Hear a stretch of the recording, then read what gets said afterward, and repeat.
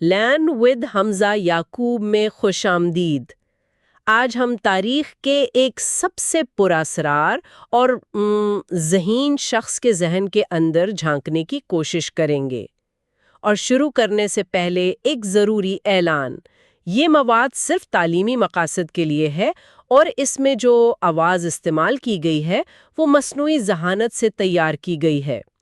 آج ہم Nicolas Tesla کی خود نوشت میری ایجادات کا گہرائی سے جائزہ لینے والے ہیں، اور خاص طور پر اس کے پہلے باب کا، جس کا عنوان ہے میری ابتدائی زندگی۔ ہمارے پاس جو مواد ہے وہ ہمیں ایک سوال پوچھنے پر مجبور کرتا ہے۔ ایک ذہین شخص آخر بنتا کیسے ہے؟ کیا ذہانت پیدائشی ہوتی ہے یا اسے حالات، تربیت اور جدوجہد سے بنایا جاتا ہے؟ آج ہم ٹیسلا کی اپنی کہانی سے یہ جاننے کی کوشش کریں گے کہ ان کی ذہانت قدرت کا کوئی اچانک دیا ہوا تحفہ تھی یا ان کے عجیب و غریب حالات اور شدید خود شناسی کا نتیجہ۔ یہ بہت ہی دلچسپ سوال ہے، کیونکہ ٹیسلا کا پہلا باب پڑھ کر ایسا لگتا ہے کہ وہ خود بھی اسی سوال کا جواب تلاش کر رہے ہیں۔ یہ باب صرف ان کے بچپن کی کہانی نہیں، بلکہ ایک طرح سے ایک اوریجن سٹوری ہے، جیسے کسی سپر ہیرو کی۔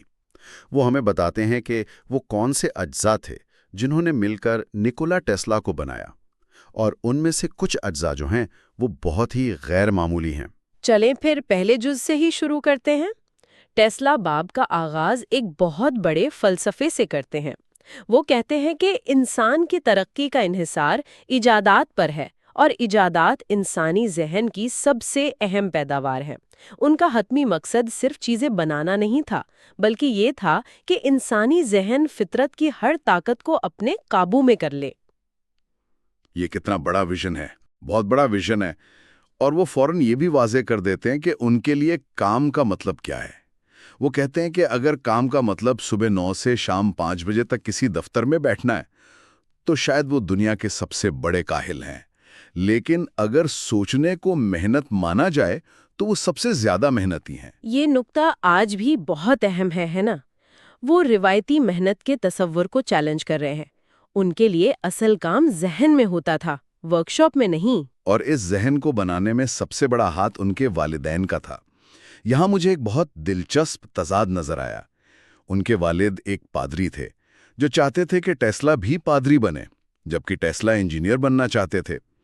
تو ایک طرف ان کے والد ان کے خواب کی مخالفت کر رہے تھے، لیکن دوسری طرف وہ انجانے میں انہیں دنیا کا بہترین انجینئر بننے کی ٹریننگ بھی دے رہے تھے۔ یہ کیسے ممکن ہے؟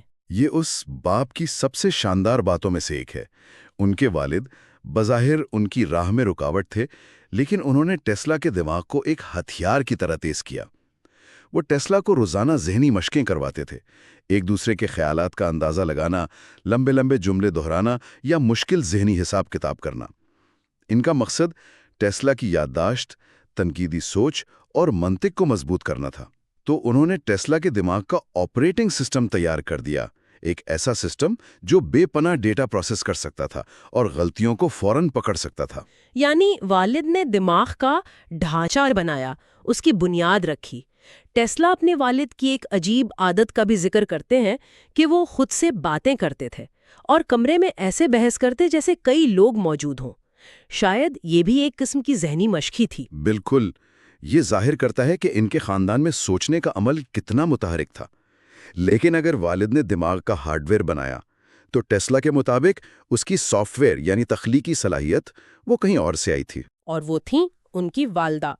ٹیسلا انہیں پہلے درجے کی موجد کہتے ہیں، حالانکہ وہ رسمی طور پر تعلیم یافتہ نہیں تھی۔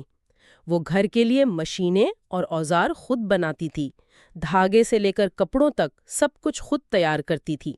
ایک منٹ، وہ جو کہانی بتاتے ہیں کہ 60 سال کی عمر میں ان کی والدہ پلک کے بال پر 3 گرہیں لگا سکتی تھیں، یہ تو انسانی صلاحیت کی انتہا لگتی ہے۔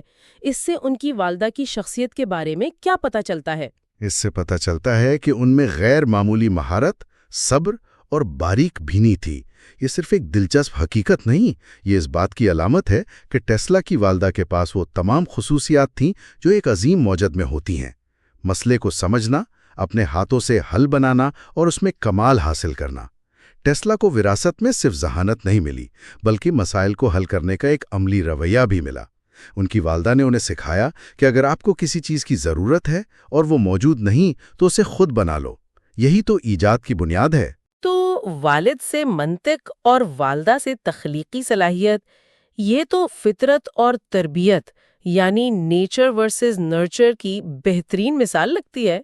लेकिन टेस्ला की कहानी में एक तीसरा उन्सर भी था जो बहुत अजीब और ज़ाती है। जी, और यहाँ से बात वाकई ही गहरी हो जाती है। ये वो हिस्सा है जहाँ टेस्ला एक ऐसी ज़हनी कैफियत का जिक्र करते हैं जिसे आज शायद कोई बीमारी या न्यूरोलॉजिकल डिसऑर्डर समझा जाता। वो बताते हैं कि बचपन में उन्हें रोशनी के तेज झमाके नजर आते थे और चीजों की इतनी हकीकी तस्वीरें दिखाई देती थीं कि वो असल और नकल में फर्क ही नहीं कर पाते थे। अगर कोई मेज कहता तो उन्हें एक हकीकी मेज नजर आने लगती। वो कहते हैं कि ये कैफियत उनके लिए बहुत तकलीफ दे थी। ये कोई खुशगवार तजुर्बा नहीं था। और यही वो नुक्ता है जो टेस्ला को अजीम बनाता है। उन्होंने उस तकलीफ से भागने के लिए जो तरीका अपनाया, वही उनकी सबसे बड़ी ताकत बन गई। उन हकीकी तस्वीरों से बचने के लिए उन्होंने जानबूझकर अपने जहन में नई दुनिया बनाना शुरू कर दी। वो अपने तख़य्युल में सफ़र करते, नए शहर देखते, लोगों से मिलते। ये उनके लिए हकीकत से फरार का एक तरीका था, लेकिन इस अमल में उन्होंने अपने तख़य्युल पर मुकम्मल कंट्रोल हासिल कर लिया। ये सिर्फ मुतासर कुन नहीं, बल्कि ये जिद्दत तराजी यानी इनोवेशन के बारे में एक बुनियादी असूल बताता है।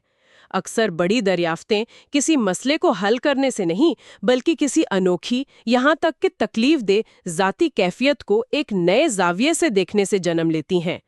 टेस्ला ने अपनी खराबी को डिबग नहीं किया, उसने उसे एक फीचर बना दिया। क्या खूबसूरत बात कही है आपने।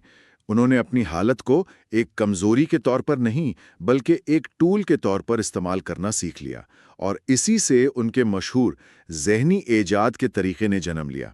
वो बताते हैं कि वो किसी आइडिया पर फौरन काम शुरू नहीं करते थे। वो पहले पूरी मशीन को अपने जहन में बनाते, उसे चलाते, उसमें तब्दीलियां करते, पुर्जों को घिसने तक का हिसाब लगाते, और जब वो ज़हनी तौर पर बिल्कुल मुकम्मल हो जाती, तभी वो इसे हकीकी दुनिया में बनाते। और फिर वो एक बहुत बड़ा दावा करते हैं जो तकरीबन नाकाबिले यकीन लगता है। वो कहते हैं कि 20 सालों में एक भी इस्तिस्ना नहीं हुआ, यानी 20 साल तक उनकी हर ज़हनी इजाद ने हकीकी दुनिया में बिल्कुल वैसा ही काम किया जैसा उन्होंने सोचा था। क्या हमें इस बात पर लफ्ज़ ब लफ्ज़ यकीन कर लेना चाहिए? देखिए, ये एक बहुत बड़ा दावा है। हमें ये याद रखना चाहिए कि ये एक खुद नविश्त है, और टेस्ला यहाँ सिर्फ अपनी कहानी नहीं सुना रहे, बल्कि अपनी एक शबीहा भी बना रहे हैं। वो खुद को एक ऐसे मुज्जिद के तौर पर पेश कर रहे हैं जिसका जहन फितरत के कवानीन से मुकम्मल तौर पर हमाहंग है। क्या ये मुमकिन है कि वो अपनी कामयाबियों को बढ़ा चढ़ाकर और छोटी मोटी नाकामियों को नज़रअंदाज कर रहे हों? बिल्कुल मुमकिन है। एक मौजिद के लिए 20 साल तक बगैर किसी गलती के काम करना तकरीबन नामुमकिन लगता है, लेकिन इस दावे का मकसद शायद हकीकत निगारी नहीं, बल्कि अपने तरीके की बढ़तरी को साबित करना है। ये एक अहम नुक्ता है।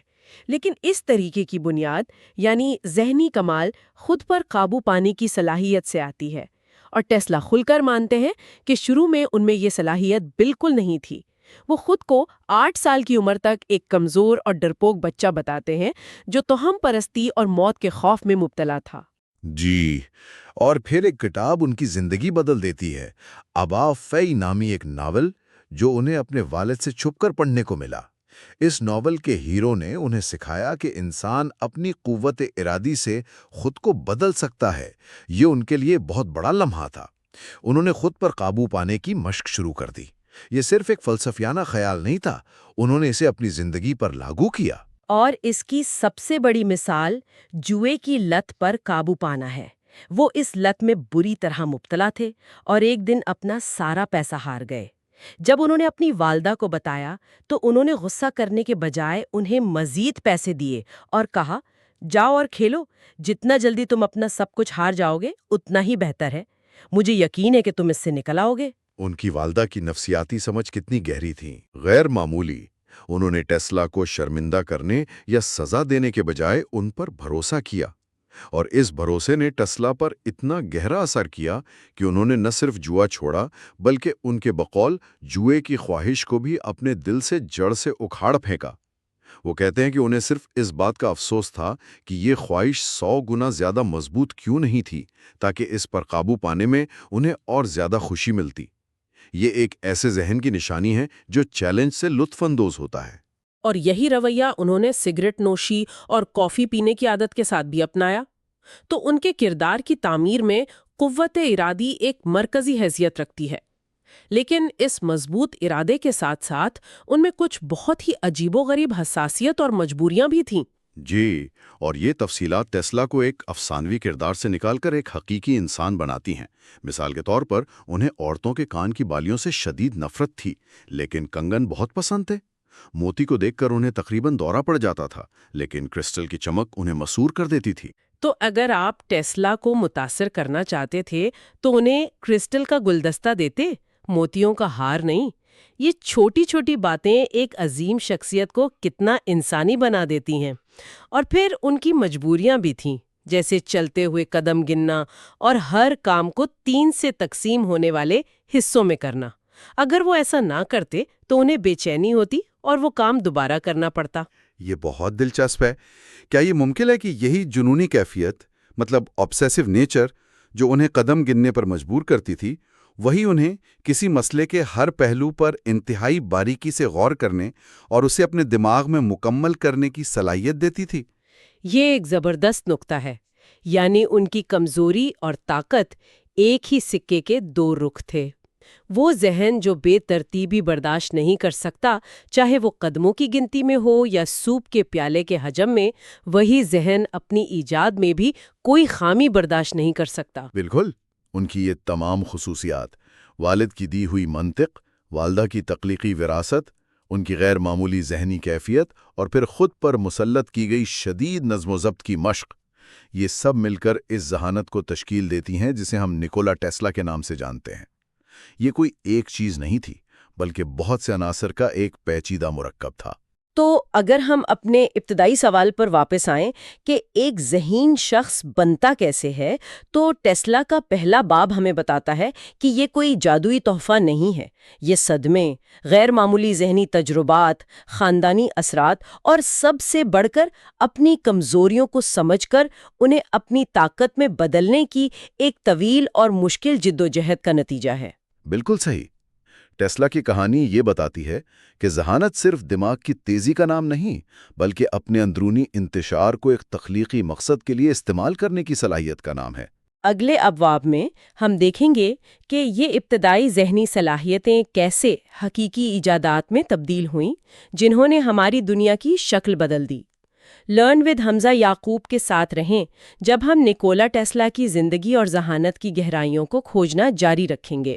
اور جاتے جاتے یہ سوچنے کی بات ہے کہ آج بھی کتنے ہی ذہین ذہنوں کو غلط سمجھا جاتا ہوگا، صرف اس لیے کہ ان کے سوچنے کے انوکھے طریقوں کو قابلیت کے بجائے کمزوری سمجھ لیا جاتا ہے۔ شاید ہر اس شخص میں جسے ہم عجیب سمجھتے ہیں ایک ٹیسلا چھپا ہو۔ خوش آمدید۔ آج ہم ایک بہت ہی گہرے سوال پر بات کرنے والے ہیں۔ جینیس آخر ہوتا کیا ہے؟ جی، اور کیا یہ کوئی پیدائشی چیز ہے یا وقت اور تجربے کے ساتھ بنتی ہے؟ بالکل، اور اس سوال کا جواب ڈھونڈنے کے لیے آج ہم نکولا ٹیسلا کی خود نوشت کے دوسرے باب، ایجاد کے لیے میری پہلی کوششیں، کا گہرائی سے جائزہ لیں گے۔ اور یہ باب بہت دلچسپ ہے کیونکہ یہ ہمیں ٹیسلا کے لیبارٹری نہیں دکھاتا، بلکہ ان کا بچپن دکھاتا ہے۔ مطلب ہم اس انسان کو سمجھنے کی کوشش کریں گے جو ان تمام کامیابیوں کے پیچھے تھا۔ تو چلیں شروع کرتے ہیں۔ ٹیسلا اس باب کو ایک بہت ہی حیران کن بات سے شروع کرتے ہیں۔ وہ کہتے ہیں کہ وہ بچپن سے ہی اپنے اندر جھانکنے پر مجبور تھے، جسے وہ ایک نعمت سمجھتے تھے۔ یہ ایک بہت اہم نقطہ ہے۔ آج کی زبان میں ہم اسے انٹروسپیکشن یا خود شناسی کہتے ہیں۔ ٹیسلا کا ماننا تھا کہ زیادہ تر لوگ باہر کی دنیا میں اتنے کھوئے رہتے ہیں کہ انہیں پتہ ہی نہیں چلتا کہ ان کے اندر کیا چل رہا ہے۔ صحیح۔ وہ لکھتے ہیں کہ لاکھوں لوگ وقت سے پہلے اس لیے مر جاتے ہیں کیونکہ وہ ان خطروں سے ڈرتے ہیں جو صرف ان کے وہم میں ہوتے ہیں، اور اصل خطروں کو جو ان کی اپنی عادتوں میں چھپے ہوتے ہیں انہیں وہ بالکل نظر انداز کر دیتے ہیں۔ اور یہ صرف فلسفہ نہیں تھا، وہ اس پر عمل بھی کرتے تھے۔ صحت پر ان کے خیالات آج بھی بہت اہم ہیں۔ वो कॉफ़ी, चाय, तंबाकू जैसी चीज़ों के बारे में कहते हैं कि मसला उनमें नहीं बल्कि ज़्यादती में है। एतदाल, मॉडरेशन। जी, मॉडरेशन। वो एक मिसाल देते हैं कि वियना शहर जो कॉफ़ी के लिए मशहूर था, वहाँ एक वक्त में दिल की बीमारी से अमवात की शरह 67% तक पहुँच गई थी। और वो खुद उसकी जिंदा मिसाल थे। मतलब उन्होंने अपनी ज़ात पर जो कंट्रोल हासिल किया था वो तकरीबन गैर इंसानी लगता है। अच्छा? जी, वो एक किस्सा सुनाते हैं कि जब वो तकरीबन 59 साल के थे, एक बर्फीली रात को फिसल गए। अब इस उम्र में ऐसा हादसा बहुत खतरनाक हो सकता है ना? बिल्कुल। लेकिन वो लिखते हैं कि उनके आसाब ने फौरन रद्दे अमल दिया और वो एक बिल्ली की तरह हवा में 180 डिग्री घूमकर अपने हाथों पर उतरे। वाह, ये तो कमाल है। लेकिन मेरे ख्याल में सबसे मज़ेदार किस्सा तो थॉमस एडिसन वाला है। अच्छा, वो वजन वाला? जी, 1885 की बात है। एडिसन और उनके साथियों ने शर्त लगाई कि टेस्ला का वजन कौन सही बताता है। एडिसन ने उन्हें टटोला और कहा, टेस्ला का वजन ठीक 152 पाउंड है। और वो बिल्कुल सही निकले। और टेस्ला लिखते हैं कि कपड़ों के बगैर उनका वजन 142 पाउंड था और पिछले 35 साल से इसमें 1 पाउंड की भी तब्दीली नहीं आई थी। जब टेस्ला ने पूछा कि इतना दुरुस्त अंदाजा कैसे लगाया, तो एडिसन ने हंसते हुए क्या जवाब दिया? कि वो शिकागो में हजारों सूरों का वजन कर चुके हैं। लेकिन इस मजाक के पीछे जो हकीकत है, 35 साल तक वजन को एक जैसा रखना, ये नज़्म-ओ-ज़ब्त की इंतहा है। लेकिन यहाँ एक सवाल है, ये नज़्म-ओ-ज़ब्त थोड़ा जुनूनी नहीं लगता? मतलब इस कदर खुद पर कंट्रोल, क्या इसका कोई मनफी पहलू भी हो सकता है? ये बहुत जबरदस्त सवाल है। बिल्कुल हो सकता है। टेस्ला जैसे जहन के लिए ये शिद्दत उनके काम का ईंधन थी, लेकिन एक आम इंसान के लिए ये शायद तबाहकुन हो। वो इंतहाओं के इंसान थे। तो हमने एक ऐसे जहन को देखा जो अपने ऊपर मुकम्मल कंट्रोल रखता है। लेकिन क्या होता है जब ये कंट्रोल छिन जाए? जब हालात जिंदगी और मौत के बीच ला खड़ा करें? जी, यहाँ से कहानी बहुत सनसनीखेज हो जाती है। वो इसे मूजिद की जिपलत या इन्वेंटर्स इंस्टिंक्ट कहते हैं। मतलब ये कि एक मुजिद का दिमाग खतरे को न सिर्फ जल्दी भांप लेता है, बल्कि उससे निकलने का रास्ता भी तलाश कर लेता है। ये कोई जादू नहीं, बल्कि शदीद दबाव में साइंसी उसूलों का लाशऊरी इस्तेमाल है। इसकी कोई मिसाल? सबसे खौफनाक मिसाल वो 14 साल की उम्र का वाकया है। वो दोस्तों को डराने के लिए पानी के नीचे एक लंबे तैरते हुए ढांचे के नीचे से गुजरने की कोशिश करते हैं। अच्छा। वो पानी में कूदते हैं, लेकिन ऊपर आने लगते हैं तो उनका सर लकड़ी के तख्ते से टकराता है। वो फंस जाते हैं, सांस रुकने लगती है, आंखों के सामने अंधेरा। तो फिर क्या हुआ? वो लिखते हैं कि जब उन्हें लगा कि अब सब खत्म, तो अचानक उनके जहन में एक रोशनी चमकी और उन्हें इस पूरे ढांचे की तस्वीर नजर आई। ये कोई मौजज़ा नहीं था, ये फिजिक्स का एक मसला था जो उनके दिमाग ने हल किया। क्या मतलब?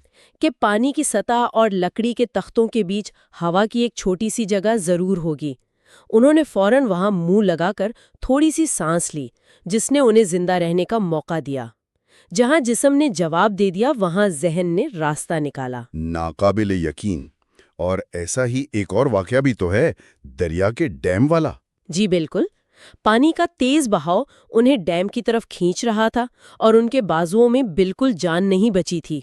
और जब वो हिम्मत हारने ही वाले थे, उन्हें फिर रोशनी की एक झलक में हाइड्रोलिक्स का एक असूल याद आया कि पानी का दबाव उस सतह पर मुनस्सर होता है जो उसके सामने हो।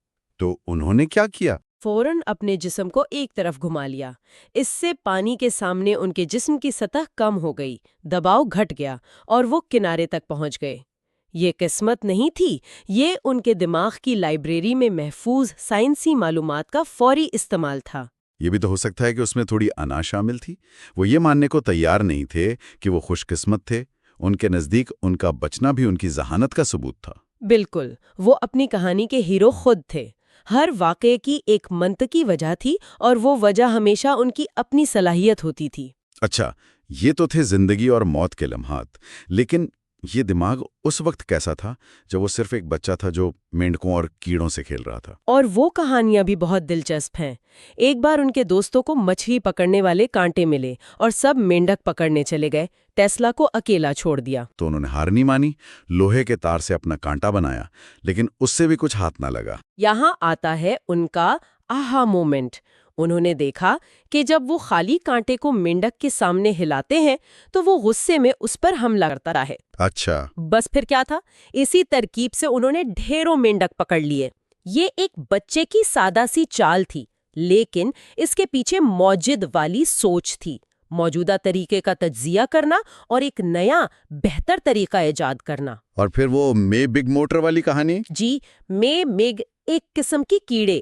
ٹیسلا نے 4 کیڑوں کو ایک تکلے پر لگا کر ایک گھومنے والا کھلونا بنا لیا۔ وہ سوچ رہے تھے کہ اس سے ایک مستقل پاور سورس بنایا جا سکتا ہے۔ اور پھر کیڑوں سے چلنے والی انجینئرنگ میں ان کا شاندار کیریئر اچانک ختم ہو گیا؟ جی، جب ایک عجیب سا لڑکا وہاں آیا اور ان کے سامنے وہ سارے کیڑے زندہ کھا گیا۔ ٹیسلا لکھتے ہیں کہ اس کے بعد انہوں نے کبھی کسی کیڑے کو ہاتھ نہیں لگایا۔ لیکن یہ کہانی بتاتی ہے کہ وہ بچپن سے ہی فطرت کی توانائی کو استعمال کرنے کے بارے میں سوچ رہے تھے۔ یہی نکتہ ہے، یہ کھیل نہیں تھے، یہ تجربات تھے۔ دادا کی گھڑیاں کھولنا، ایک پاپ گن بنانا جس سے کھڑکیاں ٹوٹ جاتیں، فرنیچر سے تلواریں تراشنا، یہ سب ان کے تجسس کا ثبوت تھا۔ یہ سب ذاتی تجربات تھے، لیکن جلد ہی انہیں اپنی صلاحیت کو سب کے سامنے آزمانے کا موقع ملا، اور اس کی شروعات ہوئی ایک انتہائی شرمناک واقعے سے۔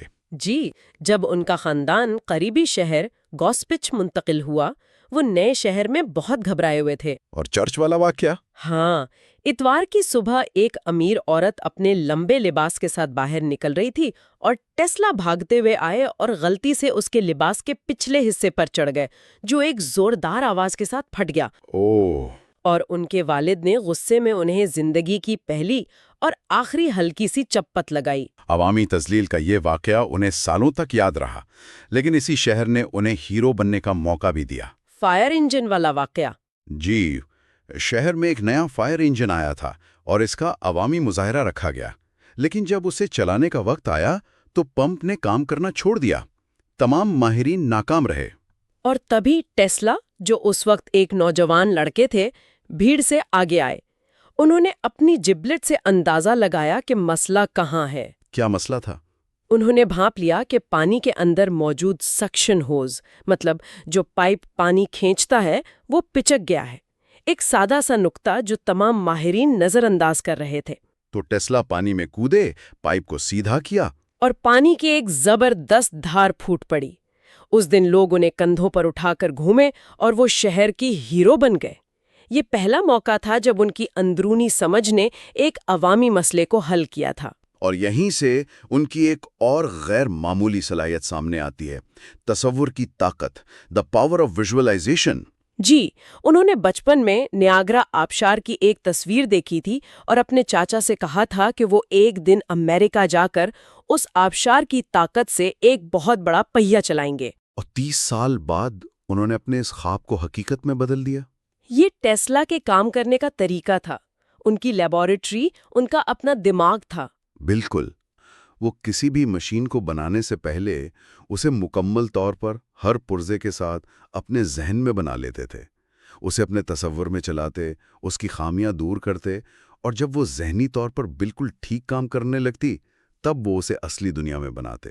تو نیاگرا فالز کا خواب کوئی اتفاق نہیں تھا؟ نہیں، یہ ایک ایسے پروجیکٹ کا آخری نتیجہ تھا جو ان کے دماغ میں 30 سال سے چل رہا تھا۔ اس باب کا اختتام ایک ایسے واقعے پر ہوتا ہے جو ناقابل یقین لگتا ہے۔ وہ اپنی غلیل چلانے کی مہارت کا ذکر کرتے ہیں۔ جی، وہ اپنے چاچا کے ساتھ دریا کنارے ٹہل رہے تھے اور انہوں نے شرط لگائی کہ وہ ہوا میں اچھلتی ہوئی ٹراؤٹ مچھلی کو پتھر سے اس طرح ماریں گے کہ وہ سامنے والی چٹان سے ٹکرا کر 2 ٹکڑے ہو جائے۔ اور انہوں نے ایسا کر دکھایا؟ جی، انہوں نے کر دکھایا۔ پتھر مچھلی سے ٹکرایا، اسے چٹان پر دے مارا اور اس کے 2 ٹکڑے ہو گئے۔ اور ان کے چاچا کا رد عمل؟ انہوں نے خوفزدہ ہو کر لاطینی زبان میں کہا واڈے ریترو سٹانس، جس کا مطلب ہے اے شیطان دور ہو جا۔ آپ ان کے چاچا کو الزام بھی نہیں دے سکتے۔ 19ویں صدی کے ایک عام انسان کے لیے یہ سائنس سے زیادہ کالا جادو لگتا ہوگا۔ بالکل، یہ ظاہر کرتا ہے کہ ٹیسلا اپنی صلاحیتوں میں اپنے وقت سے کتنے آگے تھے۔ تو آج کی اس گفتگو کا خلاصہ یہ ہے کہ ہم نے جینیس کی بناوٹ کو سمجھنے کی کوشش کی، اور ہم نے دیکھا کہ یہ کوئی ایک چیز نہیں ہے، یہ شدید نظم و ضبط، تجسس اور تصور کی غیر معمولی طاقت کا ایک پیچیدہ امتزاج ہے۔ اور سب سے اہم بات یہ کہ ٹیسلا کی کہانی ہمیں سکھاتی ہے کہ جینیس ہونے کا مطلب پرفیکٹ ہونا نہیں ہے۔ ان کی ابتدائی زندگی ناکامیوں، شرمندگیوں اور جدوجہد سے بھری ہوئی تھی۔ صحیح۔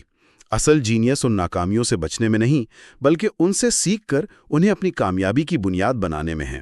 بالکل۔ آخرکار حقیقت کیسے بنا، اور اس نے بجلی کی دنیا کو ہمیشہ کے لیے کیسے بدل دیا؟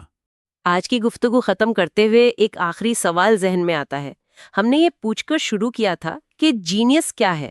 شاید ٹیسلا کی زندگی کو دیکھنے کے بعد بہتر سوال یہ ہے، جسے ہم قسمت یا جبلت کہتے ہیں، اس کا کتنا حصہ دراصل انسانی دماغ کی وہ پیچیدہ کیلکولیشنز ہیں جن کا ہمیں شعور ہی نہیں ہوتا۔ ایک سوچنے والی بات ہے۔ شاید ٹیسلا کو اپنے دماغ کی ان صلاحیتوں کا شعور تھا، ہم باقی لوگ کیا کچھ نظر انداز کر رہے ہیں؟ آج ہم نکولا ٹیسلا کی آپ بیتی کے تیسرے باب میں مزید گہرائی میں جا رہے ہیں، اور سچ پوچھیں تو یہ وہ باب ہے جہاں سب کچھ بدل جاتا ہے۔ بالکل۔ یہ ایک ایسی دریافت کی کہانی ہے جس نے صرف ٹیسلا کی زندگی نہیں بدلی، نہیں، اس نے ہماری پوری جدید دنیا کی بنیاد رکھی ہے۔ اور یہ صرف ایک مشین کی ایجاد کی کہانی نہیں ہے، یہ ایک ایسے ذہن کی کہانی ہے جو اپنے تصور میں بغیر کاغذ پینسل کے پوری کائناتیں بنا سکتا تھا۔ اور یہی بات اسے سب سے منفرد بناتی ہے۔ یہ باب ہمیں صرف یہ نہیں بتاتا کہ کیا دریافت ہوا، بلکہ یہ ہمیں اس پورے ذہنی اور جذباتی سفر پر لے جاتا ہے کہ کیسے دریافت ہوا۔ ہاں، ہم ایک ایسی کہانی دیکھیں گے جس میں بیماری ہے، ذہنی اذیت ہے، ایک پروفیسر کا مذاق اڑانا ہے، اور پھر غروب آفتاب کے وقت شاعری پڑھتے ہوئے ایک ایسا لمحہ آتا ہے جو دنیا کو ہمیشہ کے لیے روشن کر دیتا ہے۔ آج ہماری کوشش اسی لمحے تک پہنچنے والے راستے کو سمجھنا ہے۔ تو پھر یہ انقلابی خیال آیا کہاں سے؟ اس کی جڑیں تو ان کے کالج کے دنوں میں ملتی ہیں نا، جب گراڈز کے پولی ٹیکنک اسکول میں ان کی ایک بات پر آپ کہہ لیں کہ پوری کلاس ہنس پڑی تھی۔ جی، وہ ڈائنامو والا واقعہ۔ ہاں، ہوا یہ کہ ایک پروفیسر ڈائریکٹ کرنٹ یعنی ڈی سی سے چلنے والی ایک ڈائنامو دکھا رہے تھے۔ اچھا۔ ٹیسلا نے دیکھا کہ اس کے برش سے چنگاریاں نکل رہی ہیں۔ انہوں نے فوراً کھڑے ہو کر کہا کہ بھئی اس موٹر کو بغیر برش کے ایک مختلف اصول پر چلایا جا سکتا ہے۔ یہاں ایک سوال پیدا ہوتا ہے، کیا یہ صرف پروفیسر کی تنگ نظری تھی، یا اس وقت کے سائنس کے اصولوں کے مطابق یہ واقعی ناممکن لگتا تھا؟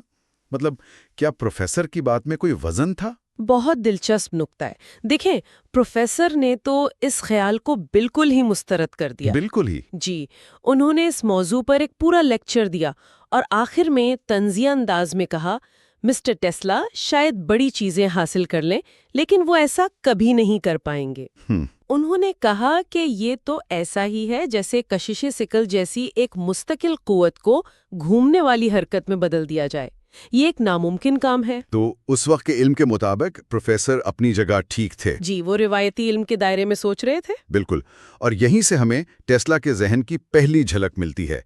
پروفیسر فزیکل ماڈلز یعنی ٹھوس چیزوں کی دنیا میں قید تھے۔ ان کے لیے موٹر کا مطلب تھا حرکت کرتے پرزے، برش اور چنگاریاں۔ صحیح۔ لیکن ٹیسلا ایک ایسی دنیا میں سوچ رہے تھے جو ابھی وجود میں ہی نہیں آئی تھی۔ اور وہ جو بات ہے کہ انہیں ڈرائنگ سے نفرت تھی، اصل میں وہ کمزوری نہیں تھی، وہ ان کی سپر پاور تھی۔ بالکل۔ انہیں کاغذ کی ضرورت ہی نہیں تھی، کیونکہ وہ اپنے ذہن میں مشینیں بنا سکتے تھے، انہیں چلا کر دیکھ سکتے تھے اور ان کے پرزے بھی بدل سکتے تھے۔ یہ تو صرف شروعات تھی۔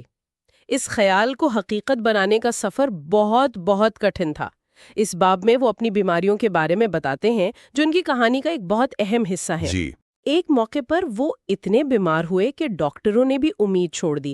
وہ لکھتے ہیں کہ اس مایوسی میں انہوں نے مارک ٹوین کی کتابیں پڑھنا شروع کی اور ان کے مزاح نے ان پر ایسا اثر کیا کہ وہ معجزانہ طور پر ٹھیک ہونے لگے۔ اور اس سے بھی زیادہ سنگین بیماری تو وہ تھی جب وہ اپنے گھر واپس آئے تو ہیضے کی وبا کا شکار ہو گئے۔ اوہ ہاں، کالرا۔ جی، 9 مہینے بستر پر، موت کے منہ میں۔ یہ واقعات ان کی شخصیت کو سمجھنے کے لیے بہت ضروری ہیں۔ یہ صرف بیماریاں نہیں تھیں، یہ ان کے عزم کا امتحان تھیں۔ اور ایسے ہی ایک لمحے میں جب سب کو لگا کہ وہ نہیں بچیں گے، ان کے والد نے ان سے ایک وعدہ کیا۔ ہاں، وہ وعدہ جس نے سب کچھ بدل دیا۔ جی، ان کے والد چاہتے تھے کہ وہ پادری بنے، جبکہ ٹیسلا انجینئر بننا چاہتے تھے۔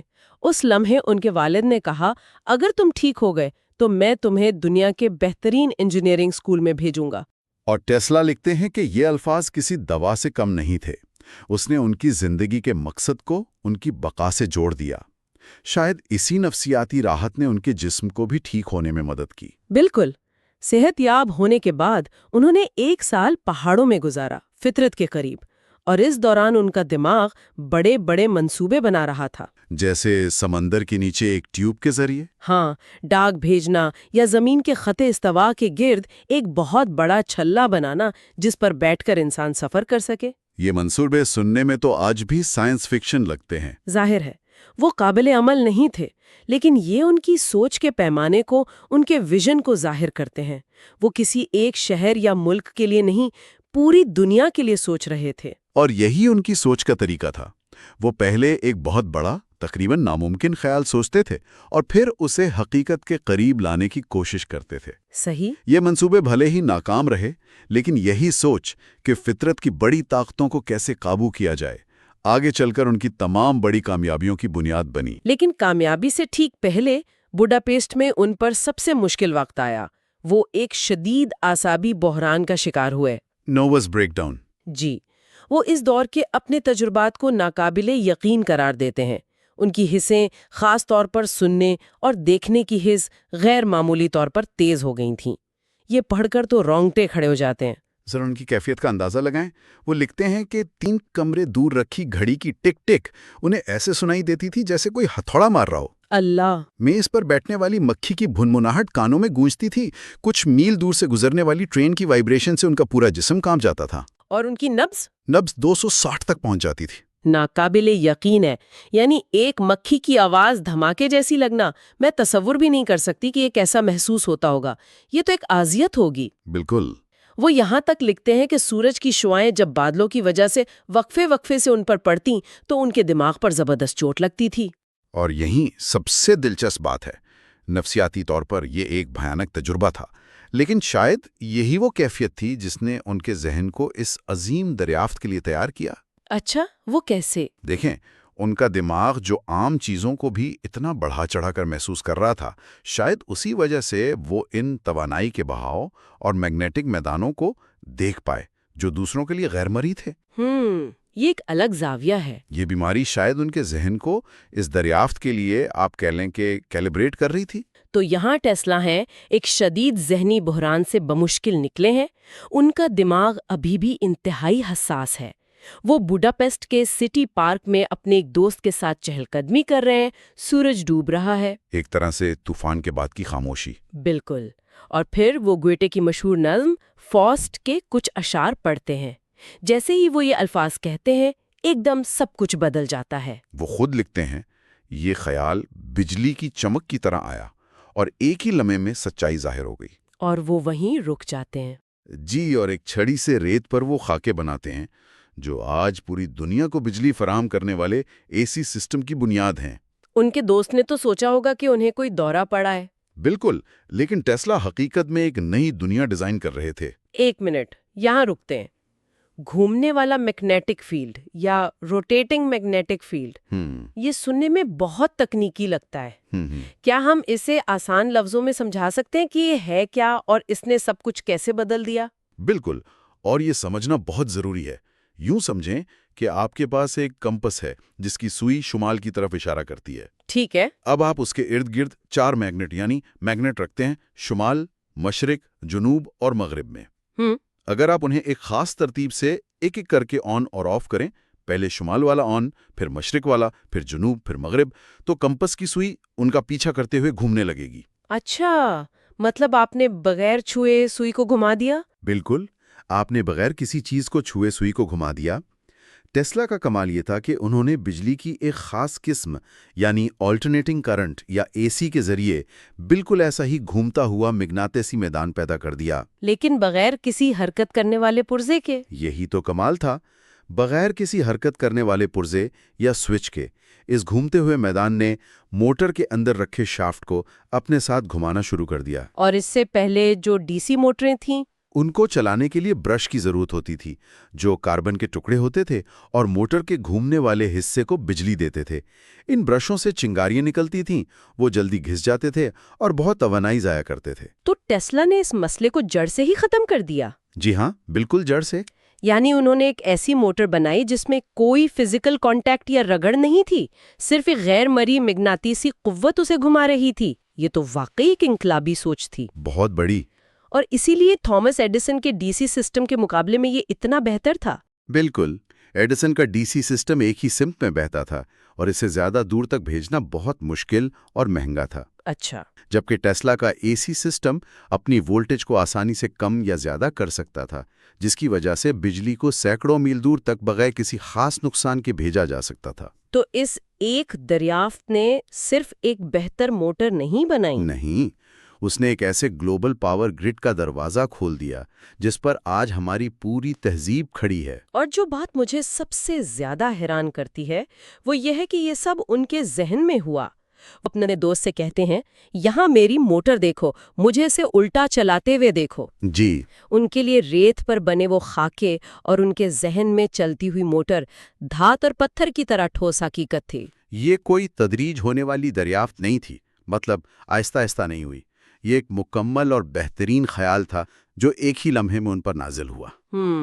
ये उनके सालों के जहनी काम, उनकी बीमारियों के दौरान बढ़ी हुई हसासियत और उनके तख़य्युल की गैर मामूली ताकत का नतीजा था। और हाँ, उसने उस प्रोफेसर के दावे को भी हमेशा के लिए गलत साबित कर दिया, जिसने कहा था कि ये नामुमकिन है। टेस्ला ने उस लम्हे में नामुमकिन को मुमकिन कर दिखाया था। तो ये था टेस्ला का सफर, एक प्रोफेसर के इनकार से लेकर पार्क में चहलकदमी के दौरान एक ऐसे ख्याल तक जिसने दुनिया को रोशन कर दिया। जी, घूमने वाले मैग्नेटिक फील्ड की दरियाफ्त उनकी तमाम जिद्दोजहद, बीमारियों और उनकी सोच के मुनफरिद अंदाज का निचोड़ थी। टेस्ला की कहानी ये जाहिर करती है कि अजीम दरियाफ्तें हमेशा साफ सुथरी लेबोरेटरियों में नहीं होती। बिल्कुल, वो कहीं भी, किसी भी वक्त, यहाँ तक कि गहरी ज़ाती आज़ियत से गुजरने के बाद गुरूब आफ्ताब के वक्त नज़्म पढ़ते हुए भी सामने आ सकती हैं। ये तख़य्युल की ताकत का, बैरूनी शकूक व शुबहात और अंदरूनी मुश्किलात के खिलाफ साबित कदमी का सबसे बड़ा सबूत है। ये बाप टेस्ला की जिंदगी का एक अहम मोड़ है। ये वो कामयाबी थी जिसकी तैयारी वो अपने कॉलेज के दिनों से कर रहे थे। उसने साबित किया कि गहरी सोच, सब्र और एक मजबूत तख़य्युल दुनिया बदलने वाली इजादात को जन्म दे सकता है। और ये हमें सोचने पर मजबूर करता है कि आज भी कितने ही ऐसे इनकलाबी ख्यालात लोगों के जहनों में मौजूद होंगे जो बस एक सही लम्हे, एक गुरूब आफ्ताब या शायद किसी नज़्म की एक लाइन के मुंतज़िर हैं ताकि हकीकत का रूप धार सकें। आज हम निकोला टेस्ला की जिंदगी के इस दौर में दाखिल हो रहे हैं जहां उनके जहन में बनने वाले तसव्वुरात ने एक ठोस शक्ल इख्तियार करना शुरू की। ये वो बाब है जहां एक ख्वाब देखने वाला एक हकीकी मौजूद बनने के सफर पर निकलता है। और ये तब्दीली बहुत दिलचस्प है, क्योंकि एक तरफ तो वो अपने जहन में पूरी की पूरी मशीनें चलती हुई देख सकते थे, लेकिन दूसरी तरफ उन्हें अमली दुनिया की ठोकरें भी खानी पड़ी।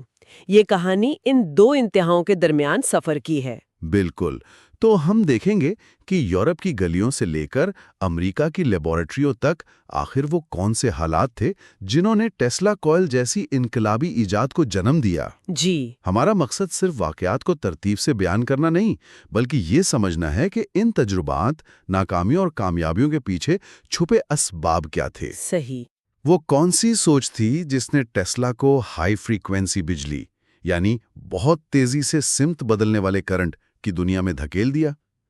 तो आइए इस सफर की पहली कड़ी से शुरू करते हैं।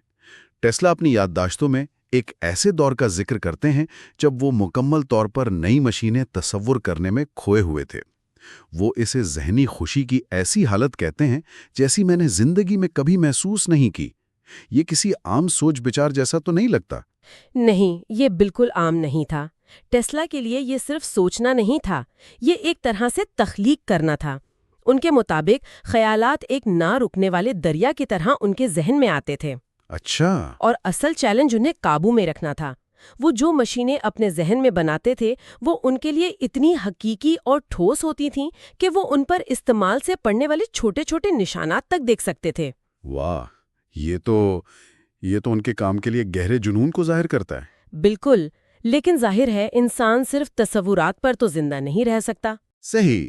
خوابوں کی اس دنیا سے نکل کر انہیں بڈاپیسٹ میں حقیقت کا سامنا کرنا پڑا، جہاں انہیں سینٹرل ٹیلی گراف آفس میں ایک ڈرافٹس مین کی نوکری ملی۔ اور وہاں بھی ان کا موجد ذہن خاموش نہیں بیٹھا۔ انہوں نے رسمی ذمہ داریوں سے ہٹ کر ٹیلی فون ریپیٹر یعنی آواز کو طاقتور بنانے والے ایک آلے کو اتنا بہتر بنایا کہ وہ کہتے ہیں کہ وہ ڈیزائن آج بھی قابل ستائش ہوتا۔ اور اس کے بعد وہ پیرس چلے گئے؟ جی، پیرس۔ وہاں کی چکا چوند نے انہیں بہت متاثر کیا، لیکن مالی حالت انتہائی خراب تھی۔ وہ مذاق میں کہا کرتے تھے کہ مہینے کے آخری 29 دن سب سے مشکل ہوتے ہیں۔ یعنی مشکلات میں بھی مذاق کا پہلو تلاش کر لیتے تھے۔ جی، ان کی شخصیت کا یہ ایک بہت مضبوط پہلو تھا۔ تو پھر پیرس میں کچھ عرصہ کام کرنے کے بعد انہیں ایک بڑا چیلنج ملا۔ انہیں جرمنی کے شہر اسٹراسبرگ بھیجا گیا تاکہ ایک نیا لائٹنگ پلانٹ ٹھیک کیا جا سکے۔ اور یہ کوئی معمولی خرابی نہیں تھی۔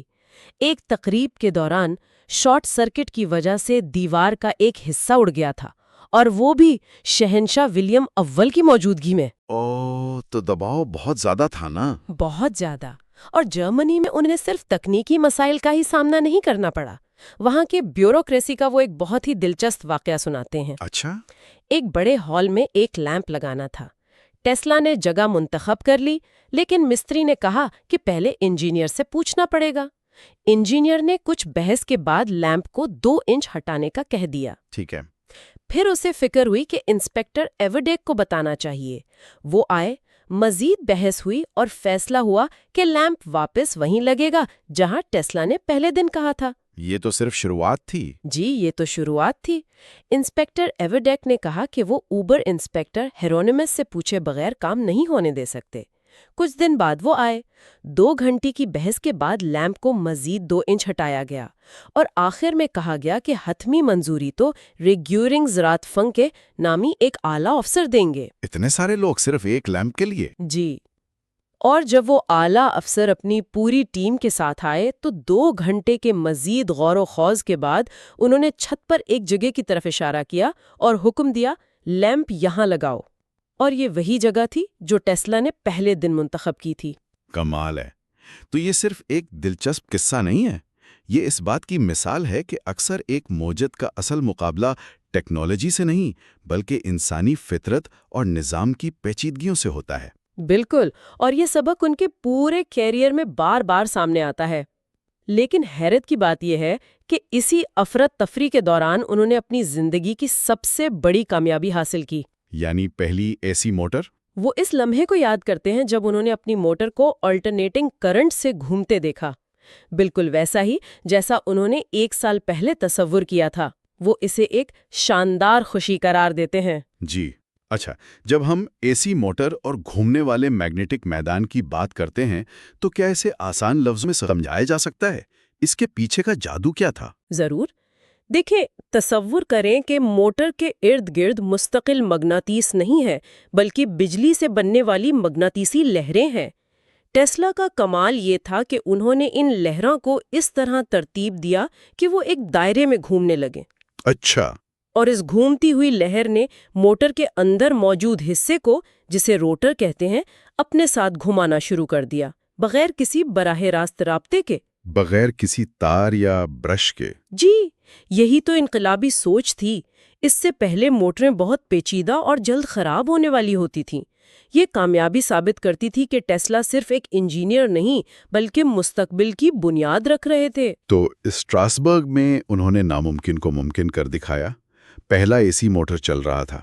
کوئی بھی سوچے گا کہ پیرس واپسی پر ان کا ہیرو کی طرح استقبال ہوا ہوگا، انہیں انعام ملا ہوگا، لیکن ایسا کچھ نہیں ہوا۔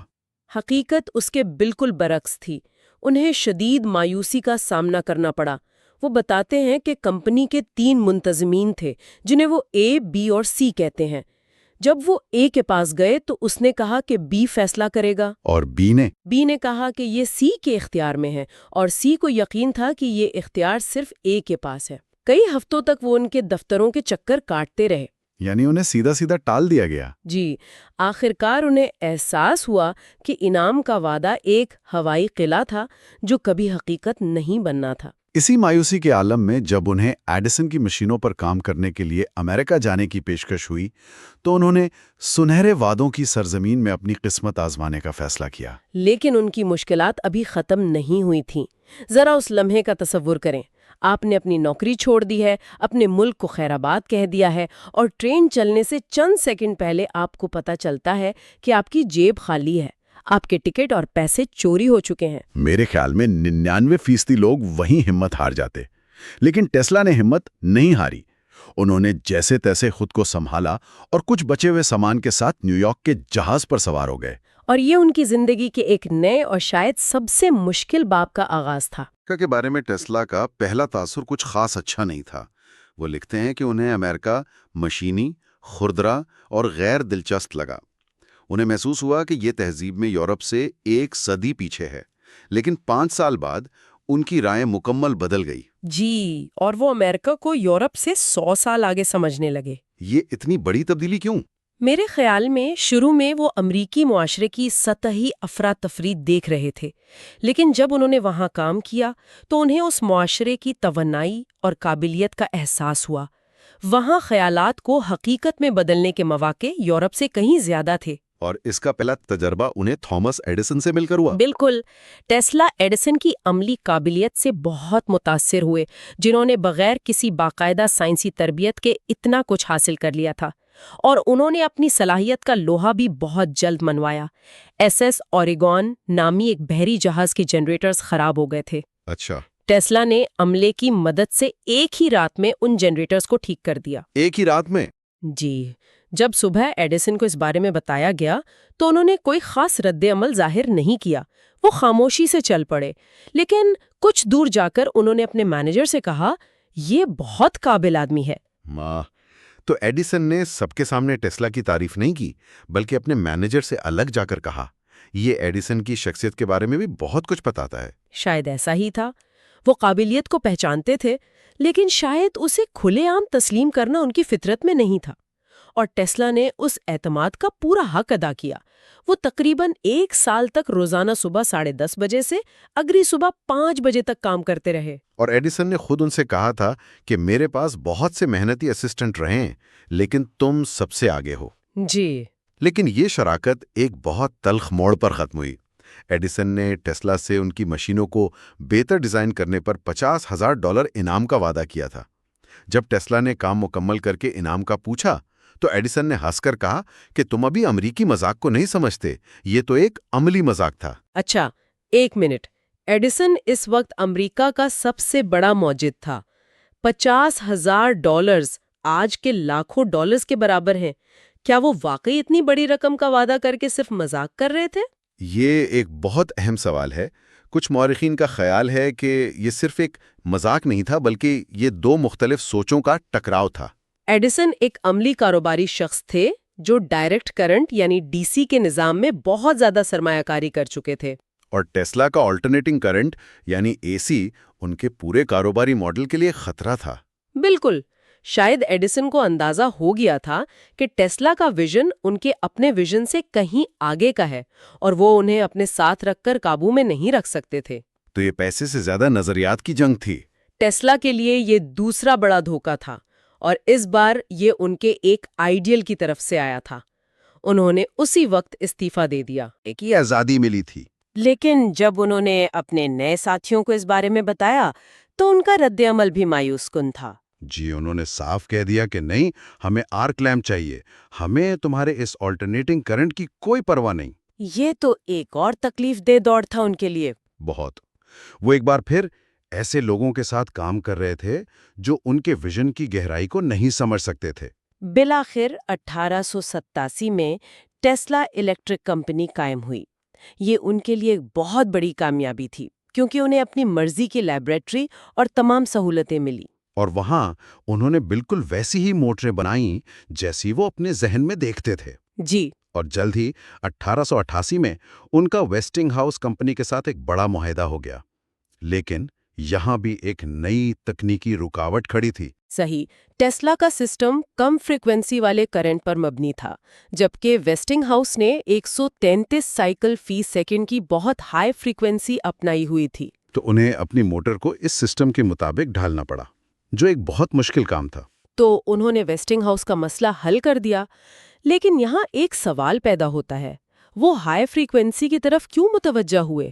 مطلب اے سی موٹر تو کام کر رہی تھی، تو پھر اس تیز بجلی کی کیا ضرورت تھی؟ یہ بہت اہم نکتہ ہے۔ ٹیسلا سمجھ چکے تھے کہ توانائی کو موٹر چلانے کے لیے استعمال کرنا ایک بات ہے، لیکن اگر توانائی کو بغیر تار کے ہوا میں بھیجنا ہے تو اسے بہت اونچی فریکوینسی پر وائبریٹ یعنی تھرتھرانا ہوگا، بالکل جیسے ریڈیو سگنل کام کرتا ہے۔ اچھا، تو ان کے لیے ہائی فریکوینسی صرف ایک تجربہ نہیں تھا، یہ وائرلیس دنیا کا دروازہ تھا؟ بالکل۔ 1889 کے آخر تک وہ پٹسبرگ سے واپس نیو یارک آ گئے اور اپنی لیبارٹری میں انہی تجربات میں ڈوب گئے۔ نیو یارک کی اپنی لیبارٹری میں ٹیسلا کا مقصد بجلی کی تیز لہریں یا الیکٹرک آسیلیشنز پیدا کرنے کے لیے ایک آسان اور مؤثر آلہ بنانا تھا۔ انہوں نے لارڈ کیلون کی 1856 کی ایک تھیوری کو بنیاد بنایا اور اس پر کام شروع کر دیا۔ اور ان کی ترقی حیران کن حد تک تیز تھی۔ صرف 2 سال کے اندر 1891 میں اپنے ایک لیکچر کے دوران انہوں نے ایک ایسا کوئل پیش کیا جو 5 انچ لمبی چنگاریاں یا سپارکس پیدا کر سکتا تھا۔ اور یہی آلہ بعد میں ٹیسلا کوئل کے نام سے مشہور ہوا۔ یہ ایک خاص قسم کا ٹرانسفارمر تھا جو بہت ہائی وولٹیج اور ہائی فریکوینسی کرنٹ پیدا کر سکتا تھا۔ ٹیسلا کی خوبی یہ بھی تھی کہ وہ اپنی ایجاد کی خامیوں کو بھی کھلے دل سے تسلیم کرتے تھے نا؟ جی بالکل۔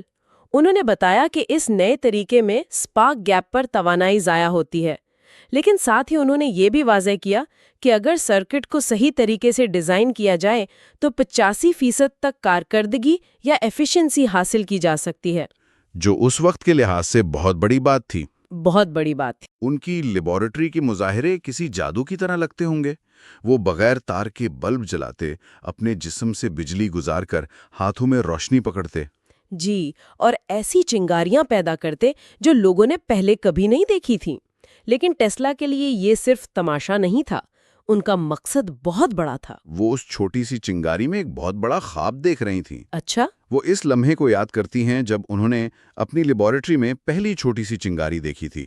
وہ کہتی ہیں کہ جب 1900 میں انہوں نے 100 فٹ لمبی بجلی کی لہریں پیدا کیں اور پوری دنیا کے گرد کرنٹ دوڑایا تو انہیں وہی احساس ہوا جو گھومنے والے مغناطیسی میدان کی دریافت پر ہوا تھا۔ واہ! یعنی وہ اپنی 2 سب سے بڑی دریافتوں کو ایک ہی سطح پر رکھ رہے تھے۔ یہ کوئل صرف چنگاریاں پیدا کرنے والی مشین نہیں تھی، یہ بغیر تار کے پوری دنیا کو توانائی پہنچانے کے ان کے خواب کی طرف پہلا ٹھوس قدم تھا۔ بالکل۔ تو آج کی اس گفتگو کا خلاصہ یہ ہے کہ ٹیسلا کا سفر ذاتی جدوجہد، پیشہ ورانہ دھوکہ دہی اور انتھک محنت سے بھرا ہوا تھا۔ بڈاپیسٹ کی معمولی نوکری سے لے کر پیرس کی مالی تنگی، جرمنی کی بیوروکریسی اور ایڈیسن کے دھوکے تک، انہیں ہر قدم پر رکاوٹوں کا سامنا کرنا پڑا۔ اور ان تمام مشکلات کے باوجود ان کے ذہن میں روشن خواب مدھم نہیں پڑے۔ ٹیسلا کوئل کی ایجاد اس کی سب سے بڑی مثال ہے۔ یہ کوئل صرف چنگاریاں پیدا کرنے والی ایک مشین نہیں تھی، بلکہ یہ انسانیت کو مفت اور بغیر تار کے توانائی فراہم کرنے کے ٹیسلا کے عظیم خواب کی علامت تھی۔ صحیح، یہ اس خواب کی طرف پہلا عملی قدم تھا۔ جی، ٹیسلا کوئل تو محض ایک شروعات تھی۔ اس خواب کو حقیقت میں بدلنے کے لیے انہوں نے ایک اور بھی بڑا اور طاقتور آلہ بنایا، جسے میگنیفائنگ ٹرانسمیٹر کہا جاتا ہے۔ یہ کیا تھا اور اس میں دنیا کو بدلنے کی کیسی صلاحیت تھی؟ اس متاثر کن سفر کے اگلے حصے میں ہم اس راز سے پردہ اٹھائیں گے۔ نکولا ٹیسلا کی زندگی میں ایک ایسا واقعہ ہے جو ان کی پوری سوچ اور کام کی بنیاد لگتا ہے۔ وہ خود بتاتے ہیں کہ بچپن میں سردیوں کے دن تھے اور وہ دوستوں کے ساتھ پہاڑ پر کھیل رہے تھے۔ اچھا؟ برف اتنی تھی کہ آسانی سے گولے بن سکتے تھے، تو سب نے چھوٹے چھوٹے برف کے گولے بنا کر نیچے لڑکانا شروع کر دیا۔ مزے کی بات یہ تھی کہ یہ گولے نیچے جاتے جاتے اپنے ساتھ اور برف لپیٹ کے بڑے ہوتے جا رہے تھے۔ हाँ, ऐसा होता है। फिर एक गोला वो काबू से बाहर हो गया। वो लुढ़कता गया, बड़ा होता गया, यहां तक कि उसका साइज एक घर जितना हो गया।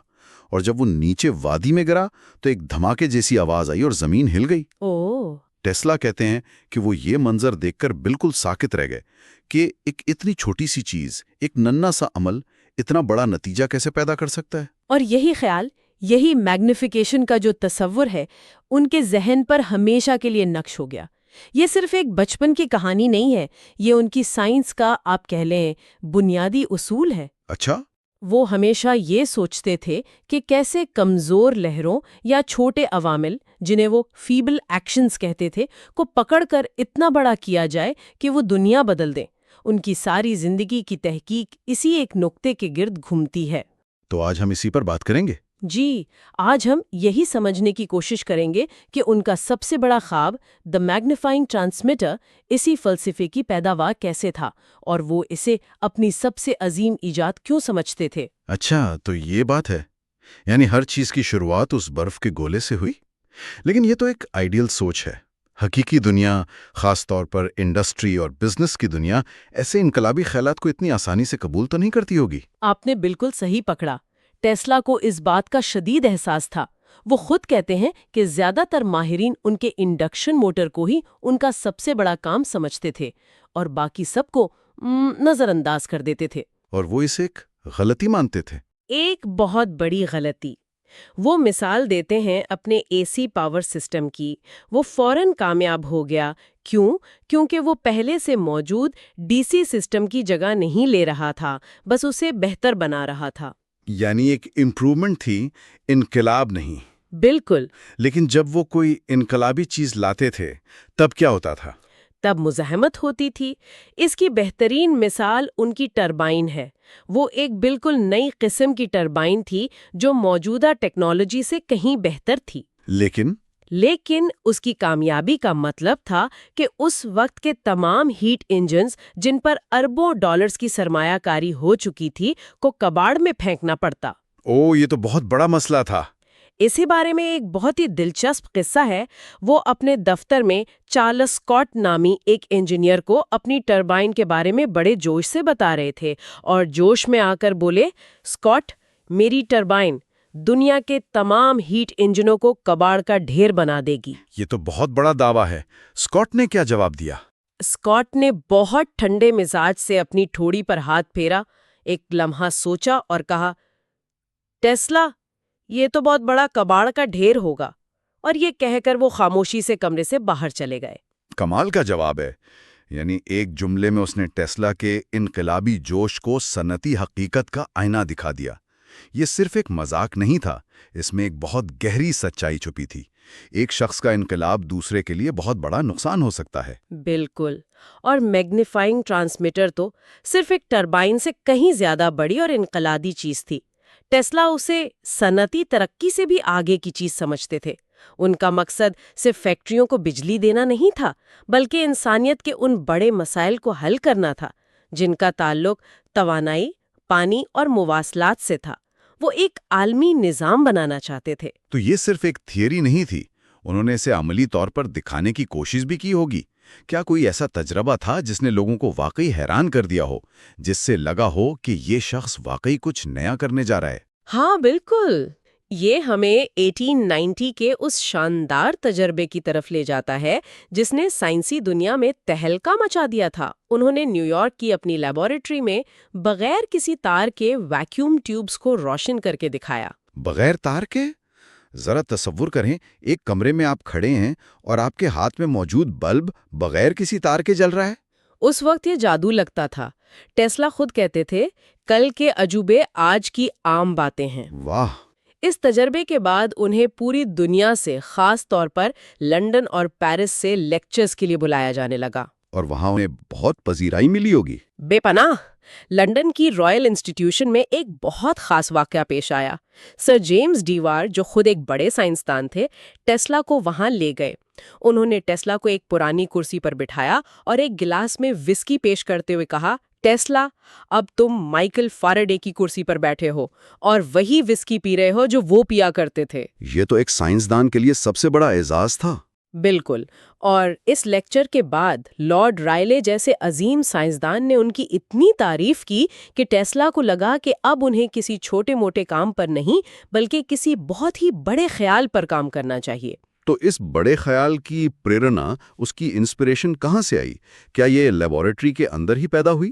نہیں، اور یہی سب سے دلچسپ بات ہے، اس کی پریرنا انہیں فطرت سے ملی۔ وہ ایک بار پہاڑوں میں تھے جب ایک شدید طوفان آیا، آسمان پر گہرے بادل تھے لیکن بارش نہیں ہو رہی تھی۔ پھر اچانک آسمانی بجلی کڑکی اور اس کے فوراً بعد موسلا دھار بارش شروع ہو گئی۔ اچھا، ٹیسلا نے اس منظر کو بہت غور سے دیکھا اور ان کے ذہن میں خیال آیا کہ بجلی نے بارش کے لیے ایک سینسٹیو ٹریگر، یعنی ایک حساس محرک کا کام کیا ہے۔ مطلب بادل پانی سے بھرے تھے، بس انہیں برسنے کے لیے ایک اشارے کی ضرورت تھی۔ بالکل۔ اچھا، تو انہوں نے سوچا کہ اگر وہ اس عمل کو کنٹرول کر سکیں تو؟ جی ہاں، یہیں سے وہ بڑا خواب پیدا ہوا۔ اگر ہم انسان مصنوعی طور پر اس طرح کی بجلی پیدا کر سکیں تو ہم پوری زمین کے موسم کو بدل سکتے ہیں۔ موسم کو بدل سکتے ہیں؟ ان کا ویژن تھا کہ خشک صحراؤں کو سرسبز بنا دیا جائے، نئی جھیلیں اور دریا بنائے جائیں اور زمین کے ماحول سے لامحدود توانائی حاصل کی جائے۔ ان کے نزدیک یہ سورج کی توانائی کو استعمال کرنے کا سب سے مؤثر طریقہ تھا۔ یہی سوچ آگے چل کر وائرلیس انرجی ٹرانسمیشن، یعنی بغیر تار کے توانائی بھیجنے کی بنیاد بنی۔ یہ تو ایک بہت ہی بڑا ویژن ہے، لیکن لیبارٹری کے اندر تو اس کی حدیں ہوں گی۔ اس پیمانے پر تجربہ کرنے کے لیے تو انہیں کسی بہت بڑی اور کھلی جگہ کی ضرورت پڑی ہوگی۔ وہ کہاں گئے؟ آپ نے بالکل صحیح سوال پوچھا۔ نیو یارک کی لیبارٹری میں وہ 40 لاکھ وولٹ تک بجلی پیدا کر چکے تھے، لیکن اس سے آگے جانے کے لیے جگہ کم تھی۔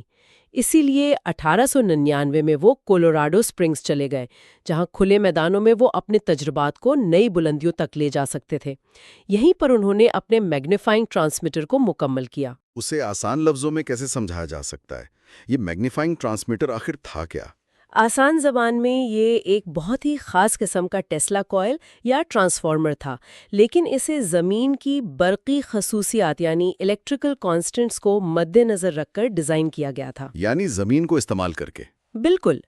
ٹیسلا کا نظریہ تھا کہ زمین خود بجلی کے لیے ایک بہت بڑا کنڈکٹر ہے۔ اگر آپ صحیح طریقے سے زمین میں برقی لہریں بھیجیں تو وہ بغیر کسی نقصان کے پوری دنیا کا چکر لگا سکتی ہیں۔ واقعی؟ ٹیسلا کا دعویٰ تو یہاں تک تھا کہ کچھ خاص حالات میں توانائی فاصلے کے ساتھ کم ہونے کے بجائے بڑھ بھی سکتی ہے۔ یہ تو فزکس کے عام اصولوں کے خلاف لگتا ہے، لیکن یہ ٹرانسمیٹر ان کے کس بڑے منصوبے کا حصہ تھا؟ یہ ان کے ایک بہت بڑے تجارتی منصوبے کا مرکزی حصہ تھا، جسے وہ ورلڈ سسٹم یا دنیا کا نظام کہتے تھے۔ یہ سسٹم 5 بڑی ایجادات اور دریافتوں پر مبنی تھا۔ اچھا، وہ 5 ستون کیا تھے؟ پہلا تھا ٹیسلا ٹرانسفارمر، جس کے بارے میں ٹیسلا کا کہنا تھا کہ اس نے برقی ارتعاش یعنی وائبریشنز پیدا کرنے کے میدان میں وہی انقلاب برپا کیا جو بارود نے جنگ میں کیا تھا۔ ٹھیک ہے۔ دوسرا تھا خود میگنیفائنگ ٹرانسمیٹر، جسے وہ اپنی سب سے بہترین ایجاد مانتے تھے۔ یہ زمین کو توانائی کی ترسیل کے لیے ایسے استعمال کرتا تھا جیسے ایک دوربین آسمان کو دیکھنے کے لیے استعمال ہوتی ہے۔ اور تیسرا تھا ٹیسلا وائرلیس سسٹم، جو ان کے مطابق توانائی کو بغیر تاروں کے کم سے کم نقصان پر بھیجنے کا واحد ذریعہ تھا۔ ایک منٹ یہیں پر رکتے ہیں۔ پہلے 3 تو توانائی پیدا کرنے اور بھیجنے سے متعلق ہیں، باقی 2 کیا تھے؟ چوتھا ستون بہت دلچسپ ہے، آرٹ آف انڈیویجولائزیشن۔ آرٹ آف انڈیویجولائزیشن، اس کا کیا مطلب ہے؟ مطلب ایک ایسا محفوظ اور خفیہ پیغام رسانی کا نظام جسے کوئی اور نہ سن سکے اور نہ ہی اس میں مداخلت کر سکے۔ یہ تو آج کی اینڈ ٹو اینڈ انکرپشن جیسی کوئی چیز لگ رہی ہے۔ یعنی وہ 1900 میں محفوظ پرائیویٹ کمیونیکیشن کا سوچ رہے تھے۔ یہ تو اپنے وقت سے 1 صدی آگے کی بات ہے۔ بالکل، یہی چیز انہیں باقی موجودوں سے الگ کرتی تھی۔ وہ صرف ایک مسئلہ حل نہیں کر رہے تھے، وہ ایک پورا ماحولیاتی نظام، ایک ایکو سسٹم بنا رہے تھے جس میں توانائی، مواصلات اور سیکیورٹی سب شامل تھے۔ زبردست۔ اور 5واں ستون؟ 5واں ستون ایک دریافت تھی، عارضی ساکن لہریں، ٹیرسٹریل اسٹیشنری ویوز۔ اس کا کیا مطلب ہوا؟ اس کا مطلب یہ تھا کہ ٹیسلا نے دریافت کیا کہ زمین کچھ خاص فریکوینسی کی برقی لہروں پر رد عمل ظاہر کرتی ہے، بالکل ایک ٹیوننگ فوک کی طرح جو ایک خاص آواز پر گونجنے لگتا ہے۔ یعنی جیسے ایک خاص سر گانے سے شیشے کا گلاس ٹوٹ سکتا ہے، ٹیسلا کو زمین کا وہ سر مل گیا تھا جس پر پوری زمین بجلی سے گونج اٹھتی۔ بالکل یہی تصور تھا۔ ان کا ماننا تھا کہ اگر آپ صحیح فریکوینسی زمین میں بھیجیں تو آپ سیارے کے دوسری طرف توانائی کو کم سے کم نقصان کے ساتھ وصول کر سکتے ہیں، کیونکہ آپ زمین کے قدرتی نظام کے ساتھ کام کر رہے ہیں، اس کے خلاف نہیں۔ یہ ایک انقلابی دریافت تھی۔ بہت زیادہ۔ تو اس ورلڈ سسٹم سے وہ دنیا کو کیا خدمات دینا چاہتے تھے؟ یہ تو آج کے انٹرنیٹ، جی پی ایس اور گلوبل کمیونیکیشن کا ایک ملا جلا خاکہ لگتا ہے۔ آپ بالکل ٹھیک کہہ رہے ہیں۔ ان کے منصوبے میں شامل تھا کہ دنیا بھر کے ٹیلی گراف اور ٹیلی فون دفتروں کو آپس میں جوڑ دیا جائے۔ ایک ایسا سستا اور چھوٹا ریسیور بنایا جائے جو شاید جیب میں رکھی گھڑی سے بھی چھوٹا ہو، جس پر کوئی بھی شخص، چاہے وہ زمین پر ہو یا سمندر میں، دنیا کے کسی بھی کونے سے تقریر، خبریں یا میوزک سن سکے۔ یعنی پرسنل ریڈیو یا پوڈ کاسٹ کی طرح؟ ہاں، اور اسٹاک مارکیٹ کی معلومات فوری طور پر ہر جگہ پہنچائی جا سکیں۔ یہاں تک کہ بحری جہازوں کو بغیر کمپاس کے راستہ دکھانا اور انہیں آپس میں ٹکرانے سے بچانا بھی اس سسٹم کا حصہ تھا۔ یہ 100 سال پہلے کا انٹرنیٹ آف تھنگس کہہ سکتے ہیں۔ تو آخرکار وہ اس خواب کو زمین پر اتارنے کے لیے تیار تھے۔ اس کے لیے انہوں نے کیا کیا؟ یقیناً کوئی بہت بڑا قدم اٹھایا ہوگا۔ جی، انہوں نے اس عظیم منصوبے کو حقیقت بنانے کے لیے نیو یارک کے لانگ آئلینڈ پر ایک بہت بڑے ٹاور کی تعمیر شروع کی، جسے آج ہم وارڈن کلف ٹاور کے نام سے جانتے ہیں۔ اچھا، وارڈن کلف ٹاور۔ یہ 1870 فیٹ اونچا ایک دیوی ہیکل سٹرکچر تھا جس کا مقصد اس عالمی نظام کا پہلا براڈ کاسٹنگ اسٹیشن بننا تھا، لیکن یہ منصوبہ کبھی مکمل نہیں ہو سکا۔ کیوں، کیا ہوا؟ میں نے سنا ہے کہ پہلی جنگ عظیم کے دوران امریکی حکومت نے اسے تباہ کروا دیا تھا کیونکہ انہیں ڈر تھا کہ جرمن جاسوس اسے استعمال کر سکتے ہیں۔ یہ ایک بہت عام افواہ ہے، لیکن ٹیسلا خود اس کی سختی سے تردید کرتے ہیں۔ وہ اپنی تحریروں میں واضح کرتے ہیں کہ ان کے امریکی شہری ہونے کے کاغذات ہمیشہ درست تھے اور حکومت کے لیے ٹاور کو تباہ کرنے کے بجائے اسے محفوظ رکھنا زیادہ فائدہ مند تھا۔ وہ کیسے؟ ان کا دعویٰ تھا کہ اس ٹاور کی مدد سے دنیا میں کہیں بھی کسی آبدوز یعنی سب مرین کا پتہ لگایا جا سکتا تھا جو جنگ کے دوران ایک بہت بڑی اسٹریٹجک برتری ہوتی، تو حکومت کا اسے تباہ کروانا منطقی نہیں لگتا۔ تو پھر اصل وجہ کیا تھی؟ اگر ٹیکنالوجی اتنی شاندار تھی تو منصوبہ ناکام کیوں ہوا؟ اصل وجہ تھی فنڈنگ، یعنی پیسوں کی کمی۔ اس منصوبے کے لیے زیادہ تر سرمایہ کاری اس وقت کے سب سے بڑے فائنانسر جے پی پیئرپونٹ مورگن نے کی تھی۔ ٹیسلا خود واضح کرتے ہیں کہ مورگن کے ساتھ ان کی کوئی باقاعدہ کاروباری شراکت داری نہیں تھی، بلکہ مورگن ایک بڑے انسان کے طور پر ان کی مدد کر رہے تھے جیسے وہ دوسرے موجودوں اور فنکاروں کی کیا کرتے تھے۔ لیکن کیا یہ صرف مالی مدد کی کمی تھی یا ٹیسلا ایک عظیم سائنسدان تو تھے لیکن ایک اچھے بزنس مین نہیں تھے؟ کیا وہ اپنے اس انقلابی خیال کی تجارتی اہمیت مورگن جیسے سرمایہ کار کو سمجھا نہیں پوئے؟ کیونکہ مورگن کوئی خیراتی ادارہ تو نہیں چلا رہے تھے۔ یہ ایک بہت اہم نکتہ ہے۔ شاید مسئلہ یہی تھا۔ مورگن نے ابتدائی طور پر وائرلیس میسیجنگ یعنی مارکونی کے ریڈیا کے مقابلے میں ایک بہتر نظام کے لیے سرمایہ کاری کی تھی۔ اچھا۔ لیکن جب ٹیسلا نے اپنا اصل منصوبہ بتایا، جو صرف پیغام رسانی نہیں بلکہ پوری دنیا کو مفت وائرلیس بجلی فراہم کرنے کا تھا، تو شاید مورگن کو اس کا کاروباری ماڈل سمجھ نہیں آیا۔ اگر بجلی مفت ہوگی تو پیسہ کیسے بنے گا؟ بالکل، ہو سکتا ہے کہ سرمایہ کار کا اعتماد کم ہو گیا ہو یا وہ اس منصوبے کے پیمانے سے گھبرا گئے ہوں۔ وجہ جو بھی ہو، یہ منصوبہ ٹیکنالوجی کی ناکامی کی وجہ سے نہیں بلکہ مالی مدد اور شاید کاروباری ویژن کی کمی کی وجہ سے ادھورا رہ گیا۔ تو آج کی گفتگو کا خلاصہ یہ ہے کہ یہ باب ہمیں ٹیسلا کی ذہانت کی انتہا بھی دکھاتا ہے اور ان کی جد و جہد بھی۔ میگنیفائنگ ٹرانسمیٹر صرف ایک مشین نہیں تھی بلکہ یہ انسانیت کے لیے ایک مربوط، روشن اور بہتر مستقبل کا ایک عظیم منصوبہ تھا، ایک ایسا خواب جو وقت سے بہت بہت آگے تھا۔ بالکل، یہ ٹیسلا کے خواب اور حقیقت کے درمیان کی کشمکش کو ظاہر کرتا ہے۔ ان کے خیالات اتنے طاقتور تھے لیکن دنیا، خاص طور پر مالیاتی دنیا، ابھی ان کے لیے تیار نہیں تھی۔ ان کے سب سے بڑے خواب کو مالی اور پیشہ ورانہ چیلنجز نے ادھورا چھوڑ دیا اور یہ ان کی زندگی کا ایک بہت بڑا المیہ بن گیا۔ اگلی بار ہم ٹیسلا کے کام کے آخری مرحلے پر بات کریں گے، ٹیلا آٹومیٹکس کا فن، جہاں ٹیسلا نے ریموٹ کنٹرول سے چلنے والی مشینوں اور ایک طرح سے جدید روبوٹکس کا نظریہ پیش کیا۔ یہ ایک اور دلچسپ سفر ہونے والا ہے۔ جاتے جاتے سوچنے کے لیے ایک نقطہ چھوڑ جاتے ہیں۔ ٹیسلا نے ایک ایسی دنیا کا خواب دیکھا تھا جہاں توانائی سب کے لیے دستیاب اور تقریباً مفت ہوتی، جو سرحدوں کو مٹا کر انسانیت کو جوڑ دیتی۔ آج جب ہم توانائی کے بحران، موسمیاتی تبدیلی اور ڈیجیٹل تقسیم یعنی ڈیجیٹل ڈیوائیڈ کو دیکھتے ہیں تو سوچیں کہ اگر وارڈن کیف ٹاور مکمل ہو جاتا تو کیا آج کی دنیا مختلف ہوتی؟ کیا دنیا کا سب سے بڑا نقصان صرف ایک ٹاور کا گرنا تھا، یا اس مستقبل کا کھو جانا تھا جس کی وہ نمائندگی کرتا تھا؟ آج کی گفتگو شروع کرنے سے پہلے ایک چھوٹی سی بات۔ ہمارا چینل اس وقت ڈی مونیٹائزڈ ہے، جس کا مطلب ہے کہ ہمیں یوٹیوب اشتہارات سے کوئی آمدنی نہیں ہو رہی۔ ہم ان تمام دوستوں اور حمایتیوں کے دل سے شکر گزار ہیں جنہوں نے ماضی میں ہماری مدد کی۔ سچ پوچھیں تو آپ کے تعاون نے ہی اس علمی سفر کو زندہ رکھا ہے۔ اگر اس مواد سے آپ کو کچھ نیا سیکھنے کو ملتا ہے تو چینل کو سپورٹ کرنے کے لیے لائک، شیئر اور سبسکرائب ضرور کیجیے گا۔ پاکستان میں موجود دوست جیز کیش یا راسٹ آئی ڈی کے ذریعے بھی تعاون کر سکتے ہیں۔ اس کی ساری تفصیلات آپ کو نیچے پن کیے گئے کامنٹ میں مل جائیں گی۔ ہمیں امید ہے کہ ہمارے اراکین کا تعاون جاری رہے گا تاکہ ہم آپ کے لیے ایسا ہی معیاری مواد لاتے رہیں۔ اچھا، تو آج ہم ایک ایسے شخص کے ذہن کی گہرائیوں میں اتر رہے ہیں جس نے ہماری دنیا کو ہمیشہ کے لیے بدل دیا، نیکولا ٹیسلا، اور خاص طور پر ہم ان کے ایک ایسے انقلابی تصور پر بات کریں گے جسے وہ ٹیلا آٹومیٹکس کہتے تھے۔ اور یہ صرف ایک ایجاد کی کہانی نہیں ہے، بلکہ یہ اس ذہن کی کہانی ہے جو اپنے وقت سے شاید صدیاں آگے دیکھ رہا تھا۔ بالکل، اور اس کو سمجھنے کے لیے ہم ٹیسلا کے اپنے الفاظ کا سہارا لیں گے۔ ہم دیکھیں گے کہ ٹیلا آٹومیٹکس، جسے آج کل ہم ریموٹ کنٹرول یا روبوٹکس کہتے ہیں، ان کے لیے صرف ایک تکنیکی کامیابی نہیں تھی۔ نہیں، یہ انسانیت کے مستقبل کے لیے ان کے ایک بہت بڑے ویژن کا آپ کہہ لیں پہلا قدم تھا۔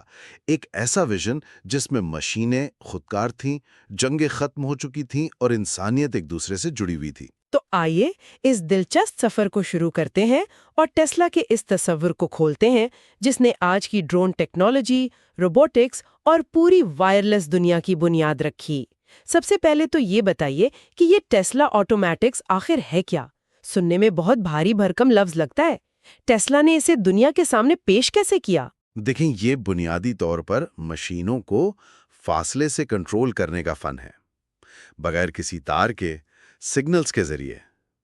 ٹیسلا نے 1898 میں نیو یارک کے میڈیسن اسکوائر گارڈن میں ایک چھوٹی سی کشتی کے ذریعے اس کا عوامی مظاہرہ کیا۔ انہوں نے ریڈیو سگنلز کے استعمال کرتے ہوئے اس کشتی کو پانی میں آگے بڑھایا، موڑا، روکا، یہاں تک کہ اس کی لائٹس بھی جلائیں اور بجھائیں۔ واو! اس زمانے کے لوگوں کے لیے تو یہ کسی جادو سے کم نہیں ہوگا۔ ایک کشتی جو خود بخود چل رہی ہے، بغیر کسی انسان کے۔ بالکل جادو ہی لگتا تھا۔ لوگ حیران تھے، کچھ تو چیخ رہے تھے کہ یہ ٹیلی پیتھی ہے، ٹیسلا اپنے دماغ سے کشتی کو چلا رہے ہیں۔ ٹیسلا نے خود لکھا ہے کہ واشنگٹن میں ایک اہلکار نے تو ان کی بات سن کر کہکا لگایا تھا کہ انہوں نے کیا حاصل کر لیا ہے، اسے یقین ہی نہیں آیا۔ اور یقیناً ٹیسلا نے فوراً واضح کیا ہوگا کہ یہ جادو نہیں، یہ خالص سائنس ہے۔ بلکہ یہ فزکس کے اصولوں پر مبنی ہے۔ بلکہ جب انہوں نے اپنی ایجاد کے لیے پیٹنٹ اپلائی کیا تو پیٹنٹ آفس کے ایگزامینر ان چیف کو یقین ہی نہیں آیا۔ اس سے نیو یارک آ کر خود اس کا مظاہرہ دیکھنا پڑا، تب جا کر کہیں پیٹنٹ منظور ہوا۔ یہ اس بات کا پہلا عملی ثبوت تھا کہ وائرلیس کمیونیکیشن صرف پیغام بھیجنے کے لیے نہیں، بلکہ حقیقی فزیکل آبجیکٹس کو کنٹرول کرنے کی طاقت رکھتی ہے۔ اچھا، تو یہ کشتی تو صرف ایک نمونہ تھی، ایک ثبوت کہ یہ ممکن ہے۔ لیکن ٹیسلا جیسے ذہن کے لیے یہ صرف ایک کھلونا تو نہیں ہو سکتا تھا۔ وہ اس سے آگے کیا دیکھ رہے تھے؟ اس کا اصل مقصد کیا تھا؟ ان کا ویژن بہت وسیع تھا، بہت بڑا۔ وہ مستقبل میں ایسی خودکار مشینیں دیکھ رہے تھے جو انسانوں کے بغیر کام کر سکیں۔ انہوں نے ایسے روبوٹس کا تصور کیا جو کان کنی جیسے خطرناک کام انجام دے سکیں، جس سے انسانی جانوں کو خطرہ کم ہو۔ اور اس سے بھی آگے انہوں نے پیشین گوئی کی کہ ایک دن جنگیں سپاہیوں کے بجائے مشینیں لڑیں گی۔ وہ لکھتے ہیں کہ ٹیلا آٹومیٹا بالآخر تیار کیے جائیں گے جو ایسے کام کرنے کی صلاحیت رکھیں گے جیسے ان کے پاس اپنی ذہانت ہو اور ان کی آمد ایک انقلاب برپا کر دے گی۔ یہ تو حیران کن ہے، یعنی 100 سال سے بھی پہلے وہ آرٹیفیشل انٹیلیجنس اور آٹونومس ڈرونز کا تصور کر رہے تھے، لیکن ان ایجادات کے پیچھے زبردست ذہنی محنت اور قربانی بھی ہوگی۔ ٹیسلا خود اس کے بارے میں کیا کہتے ہیں؟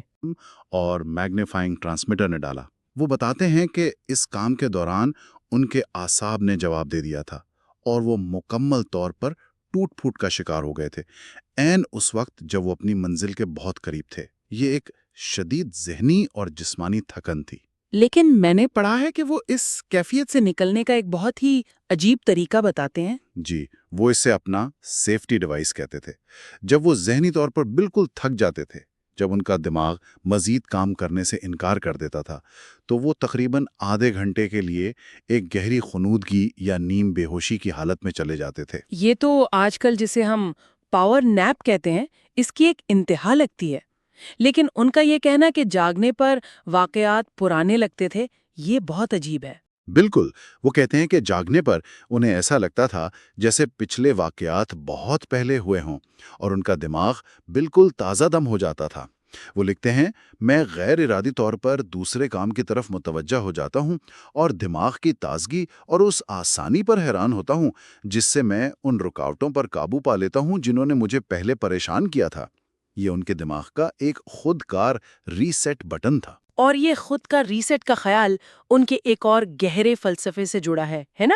اپنی والدہ کی وفات کے وقت کا ایک واقعہ بھی وہ بیان کرتے ہیں۔ جی، وہ بتاتے ہیں کہ والدہ کی وفات کے صدمے سے ان کی یادداشت جزوی طور پر چلی گئی تھی، لیکن انہیں اپنی تحقیق کی ہر چھوٹی سے چھوٹی تفصیل یاد تھی۔ یہ واقعہ ان کے اس نظریے کو مضبوط کرتا ہے کہ انسان ایک مشین کی طرح ہے، ایک آٹومیٹن جو ماحول کی قوتوں پر رد عمل ظاہر کرتا ہے۔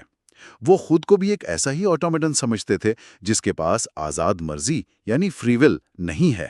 یہ تو بہت گہری بات ہے، یعنی ان کے نزدیک ہمارے فیصلے، ہماری محبت، ہماری نفرت، یہ سب صرف بیرونی ماحول کا رد عمل ہے، اس میں ہماری اپنی کوئی مرضی شامل نہیں۔ ان کے مطابق بالکل نہیں۔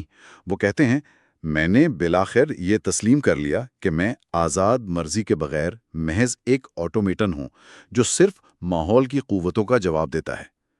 ان کے نزدیک ان کی ذہنی تھکان اور پھر وہ خودکار ریسیٹ اسی مشین کے کام کرنے کا طریقہ تھا۔ ان کا ماننا تھا کہ ہم پانی کی سطح پر تیرتے کارک کی طرح ہیں جو لہروں کے رحم و کرم پر ہوتا ہے، لیکن ہم باہر سے آنے والے ان محرکات کے نتیجے کو اپنی آزاد مرضی سمجھ بیٹھتے ہیں۔ اچھا، ایک طرف تو وہ انسان کو آزاد مرضی کے بغیر ایک مشین مان رہے ہیں، اور دوسری طرف وہ اپنی ایجادات سے انسانیت کے لیے امن اور اتحاد کا خواب بھی دیکھ رہے ہیں۔ یہ دونوں باتیں ایک ساتھ کیسے چلتی ہیں؟ یہ ایک بہترین سوال ہے۔ ٹیسلا کے نزدیک چونکہ انسان ماحول کے تابع ہے، اس لیے اگر ماحول کو بہتر بنا دیا جائے تو انسان خود بخود بہتر ہو جائے گا۔ ان کا ماننا تھا کہ ان کی ایجادات، خاص طور پر میگنیفائنگ ٹرانسمیٹر، انسانیت کے لیے ایک نیا بہتر ماحول پیدا کرے گی جو ہم آہنگی اور اتحاد لائے گی۔ ایک منٹ، یہ میگنیفائنگ ٹرانسمیٹر کا ذکر بار بار آتا ہے، یہ بنیادی طور پر تھا کیا، سادہ الفاظ میں؟ یہ بنیادی طور پر پوری دنیا میں بغیر تاروں کے توانائی اور معلومات بھیجنے کا ایک بہت بڑا نظام تھا۔ ایک ایسا سسٹم جو پوری زمین کو ایک بڑے کنڈکٹر میں بدل دیتا، جس سے کہیں بھی کسی بھی وقت توانائی اور معلومات حاصل کی جا سکتی تھیں۔ تو اس سے امن کیسے قائم ہوتا؟ ان کا خیال تھا کہ جنگ کی اصل وجہ اس سیارے کا بہت بڑا ہونا اور قوموں کے درمیان فاصلے ہیں۔ وہ کہتے تھے کہ امن صرف عالمگیر روشن خیالی اور نسلوں کے انضمام کے قدرتی نتیجے کے طور پر آ سکتا ہے، اور یہ تبھی ممکن ہے جب معلومات، مسافروں، سامان اور سب سے بڑھ کر توانائی کی ترسیل کے ذریعے ہر طرح سے فاصلہ ختم ہو جائے۔ لیکن کیا یہ نظریہ تھوڑا سادہ نہیں؟ مطلب کیا صرف فاصلے ختم ہونے سے انسانی لالچ، طاقت کی ہوز اور نظریاتی اختلافات ختم ہو جائیں گے؟ ٹیسلا اس پر یقین رکھتے تھے۔ وہ لیگ آف نیشنز جیسے سیاسی معاہدوں پر بالکل یقین نہیں رکھتے تھے، بلکہ ٹیکنالوجی کو ہی امن کا ضامن سمجھتے تھے۔ ان کے مطابق ایسے معاہدے کمزور کو طاقتور کے رحم و کرم پر چھوڑنے کے نئے طریقے ہیں۔ وہ سمجھتے تھے کہ جب ہر قوم کے پاس توانائی اور معلومات تک برابر رسائی ہوگی، جب کوئی کسی کا محتاج نہیں رہے گا، تب جنگ کی وجہ ہی ختم ہو جائے گی۔ ٹیکنالوجی ایک ایسی حقیقت پیدا کرے گی جو سیاست سے زیادہ طاقتور ہوگی۔ امن کی بات تو ٹھیک ہے، لیکن مجھے یاد ہے کہ انہوں نے اسی ٹیکنالوجی کا ایک بہت تاریک پہلو بھی دیکھا تھا، ایک ایسی پیشین گوئی جو آج سچ ہوتی نظر آتی ہے۔ ہاں، یہ ان کے ویژن کا دوسرا خوفناک رخ ہے۔ انہوں نے خبردار کیا کہ مستقبل میں قومیں فوج، بحری جہازوں یا بندوقوں کے بغیر لڑ سکیں گی۔ وہ ایسے ہتھیاروں سے لڑیں گی جن کی تباہی اور رینج کی کوئی حد نہیں ہوگی۔ ان کے الفاظ تھے کہ کسی بھی شہر کو دشمن سے کتنی ہی دور کیوں نہ ہو تباہ کیا جا سکے گا، اور زمین پر کوئی طاقت اسے ایسا کرنے سے روک نہیں سکے گی۔ یہ تو بالکل آج کے ڈرون حملوں اور بین البراعظمی میزائلوں کی تصویر کشی ہے۔ بالکل، اسی لیے وہ فلائنگ مشینوں اور وائرلیس انرجی کی تیز رفتار ترقی پر اتنا زور دیتے تھے۔ ان کا خیال تھا کہ اگر دفاعی ٹیکنالوجی اتنی مضبوط ہو جائے کہ حملہ کرنا بے معنی ہو جائے، تبھی حقیقی امن قائم ہو سکتا ہے۔ ان گہری اور کبھی کبھی خوفناک باتوں کے بیچ ٹیسلا کی تحریروں میں ان کی شخصیت کا ایک بالکل مختلف ہلکا پھلکا رنگ بھی نظر آتا ہے۔ وہ اپنی زندگی کے کچھ دلچسپ واقعات بھی سناتے ہیں۔ جی بالکل، اور ان سے ان کی شخصیت اور اس دور کا اندازہ ہوتا ہے۔ جیسے وہ سٹیو بروڈی والا واقعہ سناتے ہیں، جو اس وقت ایک مشہور شخص تھا جس نے بروکلن برج سے چھلانگ لگائی تھی۔ ٹیسلا اس سے بہت متاثر تھے اور اکثر اپنی گفتگو میں اس کا ذکر کرتے تھے۔ اور پھر ایک دن انہیں خود سٹیو بروڈی سمجھ لیا گیا۔ جی، ایک دوپہر وہ ایک بار میں گئے اور وہاں کسی بات پر بحث ہو رہی تھی۔ ٹیسلا نے جوش میں آ کر مذاقن کہا، یہ بات میں نے کہی تھی جب میں نے پل سے چھلانگ لگائی تھی۔ اور پھر ہنگامہ مچ گیا ہوگا۔ بس پھر کیا تھا، درجنوں آوازیں چیخنے لگی، یہ بروڈی ہے، یہ سٹیو بروڈی ہے۔ ٹیسلا لکھتے ہیں کہ انہوں نے کاؤنٹر پر ایک سکہ پھینکا اور دروازے کی طرف بھاگے، لیکن ایک بڑا ہجوم روکو سٹیو کے نعرے لگاتا ہوا ان کے پیچھے تھا۔ وہ بڑی مشکل سے گلیاں بدلتے ایک فائر اسکیپ پر چڑھ کر اپنی لیبارٹری پہنچے اور خود کو ایک لوہار کے بھیس میں چھپا لیا۔ وہ برسوں بعد رات کو سوچتے تھے کہ اگر وہ ہجوم مجھے پکڑ لیتا اور انہیں پتہ چلتا کہ میں سٹیو بروڈی نہیں ہوں تو میرا کیا حشر ہوتا۔ یعنی ایک لمحے کے لیے دنیا کے عظیم ترین موجد کو ایک معمولی کرتب بات سمجھ لیا گیا۔ یہ واقعی عجیب صورتحال ہوگی۔ اچھا، ایک اور دلچسپ واقعہ نفسیاتی تحقیق کرنے والوں کے بارے میں بھی ہے۔ جی، وہ بھی بڑا دلچسپ ہے۔ فورڈ موٹر کمپنی کے کچھ انجینئرز ان سے ملنے آئے۔ ٹیسلا کو پورا یقین تھا کہ وہ ان کی بنائی ہوئی ٹربائن میں دلچسپی رکھتے ہیں، کیونکہ وہ اس وقت کی سب سے مؤثر ٹربائن تھی۔ جب انجینئرز آئے تو ٹیسلا نے فوراً اپنی ٹربائن کی خوبیاں گنوانا شروع کر دیں۔ لیکن وہ کسی اور ہی مقصد سے آئے تھے۔ بالکل۔ کچھ دیر بعد ان میں سے ایک نے ٹیسلا کو ٹوک کر کہا، ہم اس سب کے بارے میں جانتے ہیں، لیکن ہم ایک خاص کام سے آئے ہیں۔ ہم نے نفسیاتی مظاہر کی تحقیق کے لیے ایک سوسائٹی بنائی ہے اور ہم چاہتے ہیں کہ آپ اس کام میں ہمارے ساتھ شامل ہوں۔ ٹیسلا کا رد عمل کیا تھا؟ ٹیسلا لکھتے ہیں کہ شاید ان انجینئرز کو کبھی معلوم نہیں ہوا کہ وہ میرے دفتر سے نکالے جانے کے کتنے قریب تھے۔ انہیں شدید غصہ آیا۔ یہ واقعہ بھی ان کے آٹومیٹون والے نظریے سے جڑتا ہے نا؟ ان کے لیے ہر چیز سائنس اور طبعی قوانین کے دائرے میں تھی۔ مافوق الفطرت یا نفسیاتی چیزوں کی کوئی گنجائش نہیں تھی۔ ان کے نزدیک یہ وقت کا ضیاع تھا۔ تو جب ہم ان سب باتوں کو جوڑتے ہیں، ٹیسلا، آٹومیٹکس، امن کا خواب، انسان بطور مشین اور ان کی ذاتی کہانیاں، تو ہمارے سامنے کیا تصویر بنتی ہے؟ یہ صرف ایک ریموٹ کنٹرول کشتی کی کہانی نہیں تھی۔ ہرگز نہیں۔ یہ ایک ایسے مستقبل کا ویژن تھا جہاں مشینیں انسانوں کی خدمت کرتی ہیں، جہاں ٹیکنالوجی قوموں کو جوڑتی ہے اور جہاں فاصلے مٹ جانے سے امن قائم ہوتا ہے۔ ٹیسلا آٹومیٹکس اس عظیم ویژن کا پہلا عملی قدم تھا۔ یہ اس بات کا ثبوت تھا کہ انسان اپنے بنائے ہوئے ماحول کو دور سے کنٹرول کر سکتا ہے، اور اگر ماحول کو کنٹرول کیا جا سکتا ہے تو اسے بہتر بھی بنایا جا سکتا ہے۔ اور ان کا یہ خیال کہ انسان بھی ایک آٹومیٹن ہے جو ماحول کے اشاروں پر چلتا ہے، آج کے ڈیجیٹل دور میں یہ بات کچھ زیادہ ہی معنی خیز نہیں لگتی؟